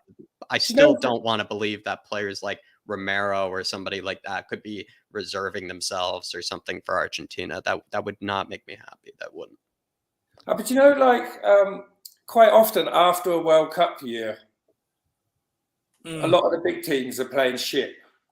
And then there's a couple that break the rule, and then there's a few surprise teams and stuff like that. It happens every time after the World Cup. This season feels a bit like that, but the World Cup hasn't happened yet, if you know what I mean. Yeah, I understand that. I understand. Maybe we will see a better game after the World Cup. But, do you know, look, maybe there is an element that some people are saving themselves, but if they are, they've got the complete wrong attitude towards football, if I'm being brutally honest. Me, personally, I want to play the best I can to make sure I'm in the best form and the best shape physically going into a World Cup, rather than save myself, because you can guarantee those who are saving themselves, it will show in that World Cup. It will show. I can guarantee you that. But Rufus, looks like Eric Dier could be one that might miss out tomorrow. Haven't seen the press conference. I believe it's out now, but I'll go and check it out now after this. But Eric Dier, you know, Sanchez coming in, are you confident? I think he gets a rough deal. I don't think he's a great football player. Do you know what I mean? I don't think he's ever going to be world class. I think he gets a rough deal some of the times. I think the 3-5-2 could help him out tomorrow if we went with that. Because then he'll have more passing options than Sanchez. But if we got Sanchez and we're without Dier, because Dier's quite vocal, I think we definitely. Everybody wants to see the 3-5-2, and I think we're really being pushed towards it at the moment. We're losing somebody very vocal in the back three, and the only vocal players that I could think of would be like somebody like Skip, which is why I put him in the back of the midfield three. You know, just to marshal in the defensive role of the midfield. Because I've also been kind to Dier this season. I think I found myself being kind to Dier this season, but I don't know about you, Rufus. I think Dyer's been a bit better than probably I anticipated him being this season. I think he's actually been all right in some games. Like, he's not been as much of a liability as maybe we probably would have thought. And in fact, now we could probably say this could be a bit of a loss, where sometimes maybe we might have said on this channel before, maybe an opportunity to see what it's like without Eric Dier. I think Eric Dier has actually been playing well enough that I think this is a bit of a loss. But I know you would agree. But yeah, he has actually been one of our standout players this season. And there haven't been many of them. You know, Højbjerg, he's had some standout moments. Yeah. He's also had a couple of really bad Maybe games. consistent is the word I'm looking for. I mean, he's a good player, and he's playing very well for us at the moment, Huibo, before anybody starts jumping him on the back, because I know there's he's received a lot of love today, don't you worry. He's received a lot of love today. Guys, but no, he had a couple of catastrophic games as well, but everybody did. Everybody did. Nobody's not guilty this season. I don't know what it is with the clicking of the team, or why we don't seem to be able to make it click at the moment.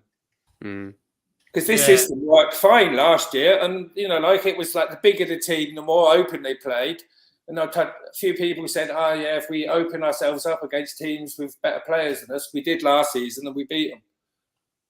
Well, are we becoming predictable then? We didn't play defensive against them. Are we becoming predictable then, like Stevie was saying then, Rufus? Because you just alluded to it. You said we've been playing really well with this system last season. What's gone wrong? I think Steve D said earlier we've become a bit predictable. Would you agree with that? Yeah. I don't know. I think it's a mixture of the front three not firing together at the moment. The Frankfurt game was a perfect example of they're not taking it's on a silver platter and they're not taking it. How many misses has Sonny done this season? Kane. I mean, Richarlison. You can't pick one out. It'd be unfair to say Son or Kane or this, and all three of them have missed the sitter Kane missed against Frankfurt where he ended up on his knee. Yeah. Look, it's going to click at some time, Rufus. That's all I can say. The luck will go our way. I can feel it, and it's going to click, my man. Look, we'll wait and see what tomorrow has in store. Hopefully we see a much better performance. Hopefully we can get the win where no fans, even our fan base, think it's going to be difficult. Hopefully we can do it in a convincing manner and move forward. But Rufus, anything you want to say to Spurs fans before we let you go, my man? Not really. Just a bit after the Arsenal game. Yeah, none of us like losing against the scum. Yeah. It was super unfair what was said after the Frankfurt game. It's just sort of like, get a grip. Conte out. Who are you going to replace him with? There's probably I probably couldn't even use all my fingers on this hand to count managers that are better than him, and none of them would join us. None of them. No. So everything that you would do after Conte would be a step backwards. I agree for sure. The only way we would resolve that is we're going with a young talent, and you can see with Spurs fans, they're never going to give a young talent the time to develop, apart from Poch, because he literally took us from mid-table where we were happy to finish mid-table. Yeah, that's true. 100%. Well, it's like, just get a grip. Let's wait a couple of windows, a bit of time. Strike by Freiburg. Freiburg are storming their group in the Europa League, storming it. Yeah. He took them over. They were a relegated club. He's got no money. It's taken him 3-4 years. Sometimes you need a bit of a time in a project, Yeah, I think we need to realize how little time has passed at the end of the day, Rufus, and that there's still not even a year yet. Yeah, it's not even been a year yet, and he's already achieved a huge feat by getting us into top 4, getting us Champions League. Spot on, Rufus. But Rufus, hopefully we can speak to Jacob soon. Hopefully maybe we can catch him out there for that game. Schönes Wochenende. Good to see you, mate. Okay, good to see you guys as well, mate. Take it easy. My man. Bis bald. See you, Rufus. Bye-bye. Absolute legend. Everybody give Rufus a lot of love in the chat, guys. Absolutely brilliant. Call in. But look, we are coming to a close. But before we do, we've got some super chats. Let's take them. We've got Wolves, Finland. I actually spoke to him. I've asked him before. It was another chat. It was a random now. I was just curious. For Finland? Yeah, so it's Finland. Wolves, Finland. Absolute legend. That's sick, actually. That's sick. Yeah, because I thought it was F1. Or it looks like F1. It looked like he was a Formula 1 fan from Wolves, but it's not. It's Wolves, Finland. He says. Fun fact, though. Just fun fact quickly about Finland, Dave. That guy, Paskatsi, in our team, who's from Estonia, I think Finland, the language, it has more in common with Estonian or Russian or something than it does with its neighbors, because Finland is right next to Sweden and Norway. But apparently it actually has nothing in common in terms of language with Sweden and Norway. So there you are. Wow. So, Wow, fun fact there for Schwome is what it is. It's called Schwome. Spurs need to improve their game, but otherwise they're on a great run. Look at the amount of points, or they have a great amount of points. And like I just said earlier, I think Wolves Finland is just simply that we need to, as much as it is important to look at your neighbors in the table, the people that are right around you, you have to look down the table as well. You have to look at all the other teams that are struggling, all the other teams that even in some degree have been praised despite being below us in the table, and have even had, to some degree, even easier fixtures than us, and they're below us in the table. We sometimes need to maybe big ourselves up, and I probably always take that approach, and I'm a bit criticized for it, you could say, called a happy clapper for it. But Wolves Finland, I think sometimes you need to look down the table, especially when you're sitting third like we are. You have to be looking down the table and see who you're above. I would actually go as far as saying I think we've got the most reactive fan base in the Premier League.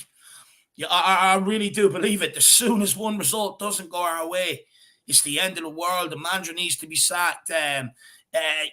Everybody needs to take a look at themselves. Transfer window hasn't been good. Blah, blah, blah, blah, blah. We're so overreactive. It's been one game. We've lost 2 games this season, 2 in the last 17 games across all competitions. We need to just be a bit more patient. We've got to stop being so overreactionary and just see the project for what it is. I can get the long-term disappointment with the owners and the trophies, but you've got to separate that with the Conte and Paratici project. But we are also our own worst enemy as well, because as soon as we lose, we go absolutely into free fall.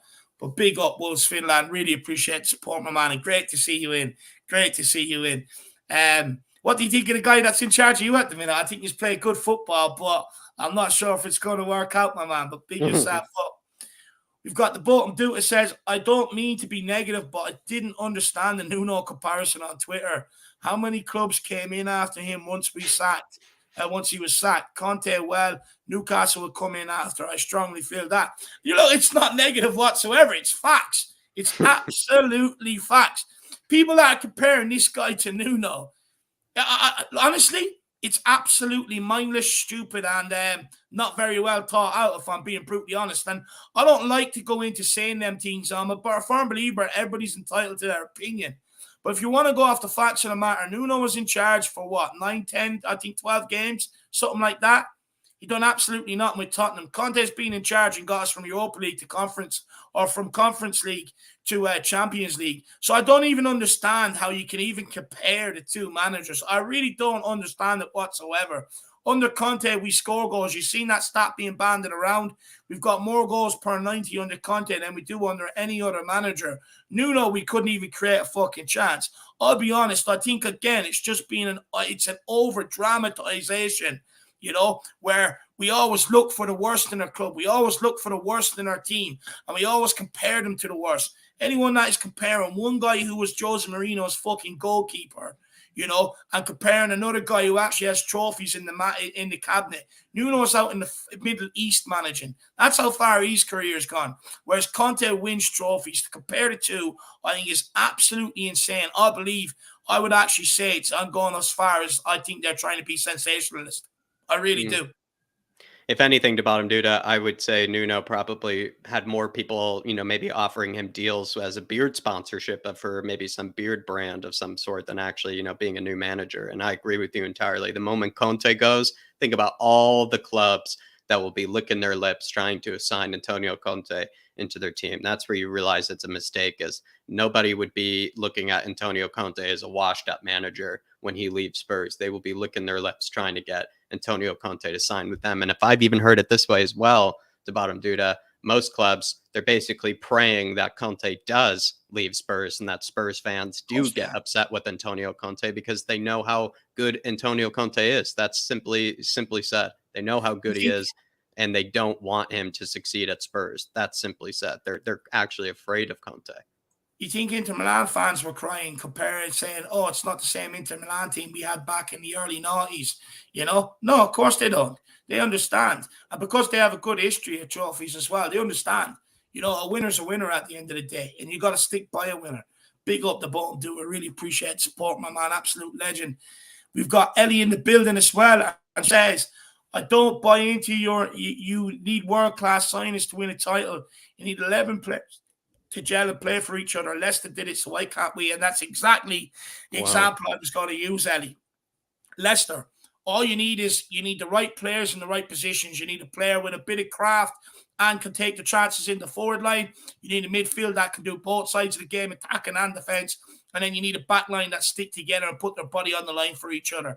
And a goalkeeper who's also willing to do the same. I agree. It's been proven. Look, it's very seldom it's proven, Ellie. Very, very seldom. But it can be done. Do we have a better players than what Leicester did back then? Of course we do. I believe man for man, we've got better players. 100% we do. We just need to gel, Ellie. We just need to gel. I 100% agree with you. Jack, anything you want to say to Ellie Højbjerg? She's still on Ellie, I think you're very clever today, because Dave and I just the other day actually were speaking about the days of Ranieri, and people like to say, oh, look at managers who, no manager wins the title with defensive football. It's like Ranieri literally won the title with defensive football when all of the new big bad boy managers were coming into the Premier League that season. Conte was coming in, Guardiola was coming in, Klopp was coming in, all these new guys, Mourinho was coming in, all these new big face celebrity managers came in who turned out to win the Premier League. Ranieri. It just shows that sometimes you don't need, the big players in the team. You don't need the world class sort of technicians to win a Premier League. Ranieri did it before. We all know it was a feat. We all know it was a bit of a celebrity sort of story, but there are some lessons to be taken from that. You can't just call it a complete fluke. There are some lessons to be taken from that. And like you just said, 11 players gelling together can sometimes be way more powerful than having like a Paul Pogba and a Bruno Fernandes in your team. Absolutely agree, Ali. 100%. 100%. Team camaraderie, everyone willing to die each other and gel for them and gel together is necessary. Even top class players and top class teams, if you don't have it, you won't win anything. So I think you're absolutely spot on, Ellie, hitting the core of what a team needs to win. Really appreciate support, my dear. THFC till I die. Wow. Jumping into the... There must be 2 trophies on this one, Jacko. No, not even trophies. Just jumping into the stars, Dave. Actually must be a post-trophy celebration here. Just jumping into the sky. So he is, Dave, into the stars, into the moonlight, fireworks around him. It's just Dermatron night. It's basically the celebration of Dermatron after he sees maybe once he sees Spurs become a cup winning double side again. This is what Dermot would do. Maybe he just immediately just shoots off into space, Dave. He just combusts and shoots off into space. Love it. No, big up Dermatron, absolute legend. Really generous and again, as well. Really appreciate the support, my man. Really do. I know Ellie whacked in, has been whacking them in as well. You guys, I really do appreciate it, especially the size of it. You have no idea how much it helps out. I really do appreciate it, Dermatron. And big yourself up, and you, Ellie, Philip, keep doing what you're doing over there. Absolutely love it. 3 brilliant people as well. Big up Dermatron. It's Dermatron out on his trampoline after we win. That's what that image is. That's all it is. It's just the trampoline. Big up Dermot. Love absolute legend. Big up Dermot, man. Too kind. 2J, good to see you in the building, brother. How are you keeping? Hope you're keeping well. Says Dele's career went downhill as soon as he started doing constant sponsorship deals. Son has been doing an awful lot of sponsorship deals this season. Coincidence? Attention being pulled elsewhere. I actually want to address this, and I love a crazy theory. I'm going to say something here, but it's not a pop at this channel whatsoever. But I was on the Cheese Room last year, and I was on with that Sky Sports reporter, Jamie Weir. I think it's Jamie Weir. He does the golf from that. And I was sitting there, and I said, look, people were saying, oh, well, you're allowed a life outside football. Not correct, you are. I said that, you are. But then don't expect to reach the very pinnacle of your game if your life isn't evolved around football, which it should be, like Ronaldo does, like Messi does. Dedicated, evolved around recovery, evolved around being the best they can be going into every single game. If you don't live your life like that, because it's only a short football career. You're talking from about 18 to about 34. It's about, 16 years. After that, you've got another 30, 40 years, that you still have to live where that money may not be coming in. So for that 14, 16 years, if you want to make it a very, very top level, you simply have to live the life of a footballer. And I said this to people at the time, Grant, let them go and do the sponsorship deals. But I don't want these people coming back to me crying when Delhi's, and I said this, when Dele Alli is out of here and he's over in some shit league, and I actually think I might have referenced the Turkish league. So it's actually mad that he's actually out there, you know? and people were saying to me at the time, you're just being harsh. You're not like, you know, how can you be so mean? Oh, sorry, I'm mean because I'm telling a player that fuck the sponsorship deals, cut everything else out you're doing. You want to get your career back on track. This is how you do it. But yet I'm the mean one. I'm supposed to be the mean one. But it turns out I was right in the long run. So what basically my point is, I know more than Jamie Weir, who presents for Sky Sports. You know, that's what I'm saying. He's sitting there defending it, and I'm sitting there saying, okay, that's fine, but what about this, that, and the other? So I would say I know more than him, if I'm being brutally honest. When it comes to Sonny, though, when it comes to Sonny, maybe. What do you think, Jack? I'd like to think that he's sort of above it, and he hasn't exactly been, I don't know, he's always been like a huge icon. He's always been, you know, had world star sort of kind of recognition, more so than Dele Alli ever did.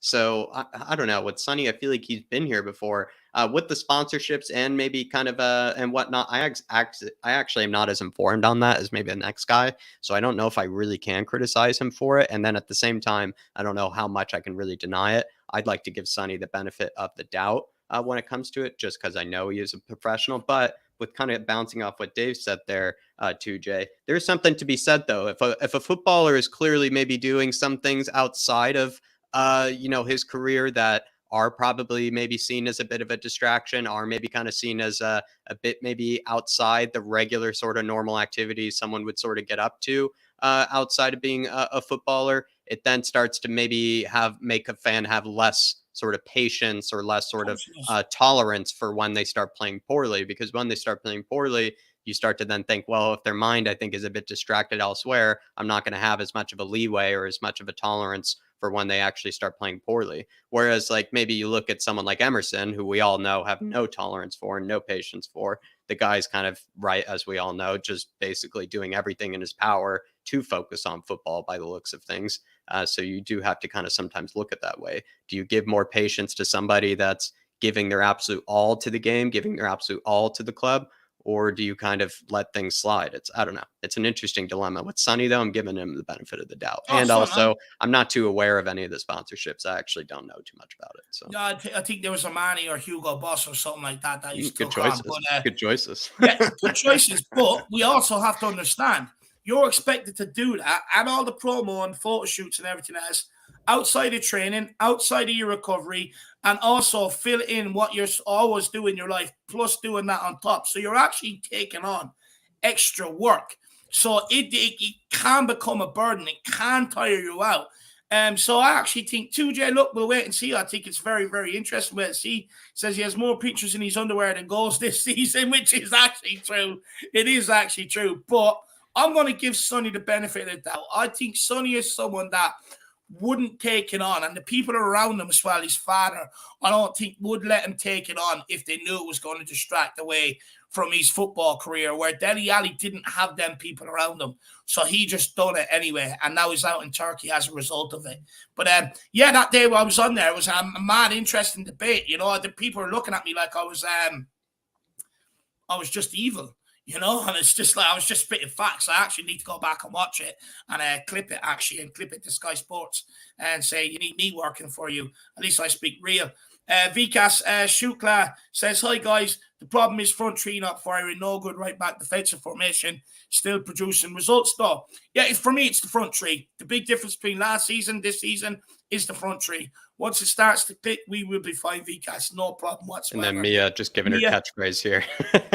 She also emailed me, but she forgot to leave the number. So Mia, if you're watching, you have to leave the number so I can add you in. Big up, Mia. Really appreciate it. I love this as her catchphrase as well. And Pierre as well, that I have emails here from that I'll add you guys in as well. We've got this from Wolves Finland, says, where Spurs is heading on under Conte, maybe glory. Well, I mean, that's the plan. That's my vision for it.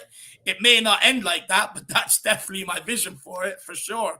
Glory, Tottenham Hotspur, Wolves, Finland, and Antonio Conte should be the one to make us sing it, and he should be the one to deliver it for us. And there's a reason we sing it. It's because of the days of the past, the days of the glory days, back with Bill Nick and Burke and Sean, whatnot. But it is time for Antonio Conte to redeliver those glory days and make us sing it proud once again. Big up Wolves, Finland. I don't see why there's no reason we can't nick a domestic trophy this season. If it's Liverpool, City, I'm not scared. Conte's proven he can get this team playing and stifle them, as well as trying to get a result.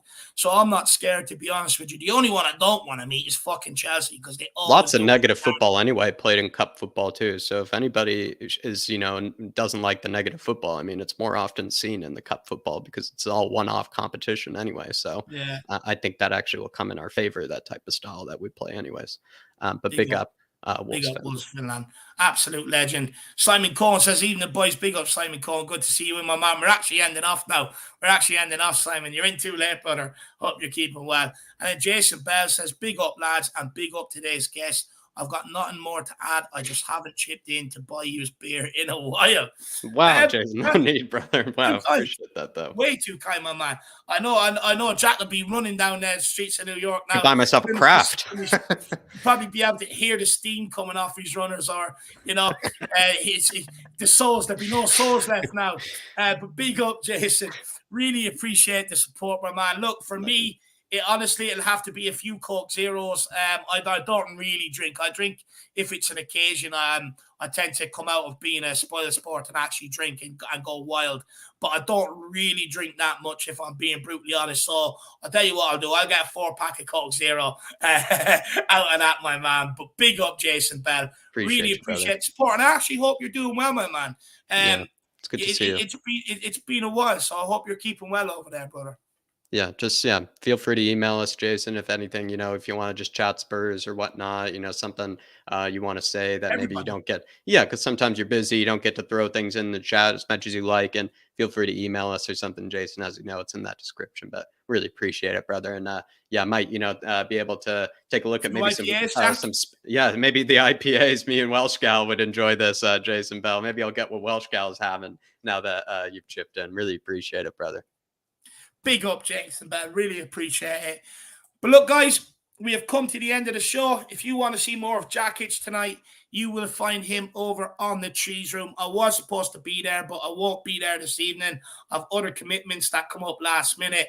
So, guys, also feel free to check out Philip's Thoughts of the Day, Tottenham Daily. It's up. We'll be putting out something every single day from Philip. I know you guys love listening to him.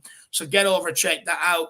And look, everybody, anyone that, feels like maybe, you want to talk more about Tottenham, feel free to email me. Myself and Jack have control over the emails, so one of us will be in response to you regardless. And guys, also another great way is get your comments in underneath. Even if you're watching it on playback, do not be afraid to get your comments in. We will always have been very, very good. Like I said, the hiking's doing me good, people. The hiking's doing me good. I'm responding to all the comments and absolutely everything else. So, guys, get them in. But as always, smash the like on your way out. Smash the subscribe. Pre-match build-up, watch along tomorrow as well. Yeah, 100%. And pre-match build-up and watch along tomorrow, guys, for Brighton. Of course, we'll be covering the game, so make sure you stay tuned. But, guys, it's been an absolute brilliant one today. You guys got me riled up. You got me laughing. You got me smiling. You brought out both sides of Dave today, I would say. You've also got Jack in a great mood, just smiling there all day long. That Højbjerg stat was an absolute fucking corker. Guys, I want to thank everybody out there. See you all back here tomorrow. I want to see everybody in a good mood, ready to go away to Brighton. It's going to be tough, let alone fans going against us. We need everybody with us tomorrow, as bloody always. Come on, you Spurs. In Conte we trust.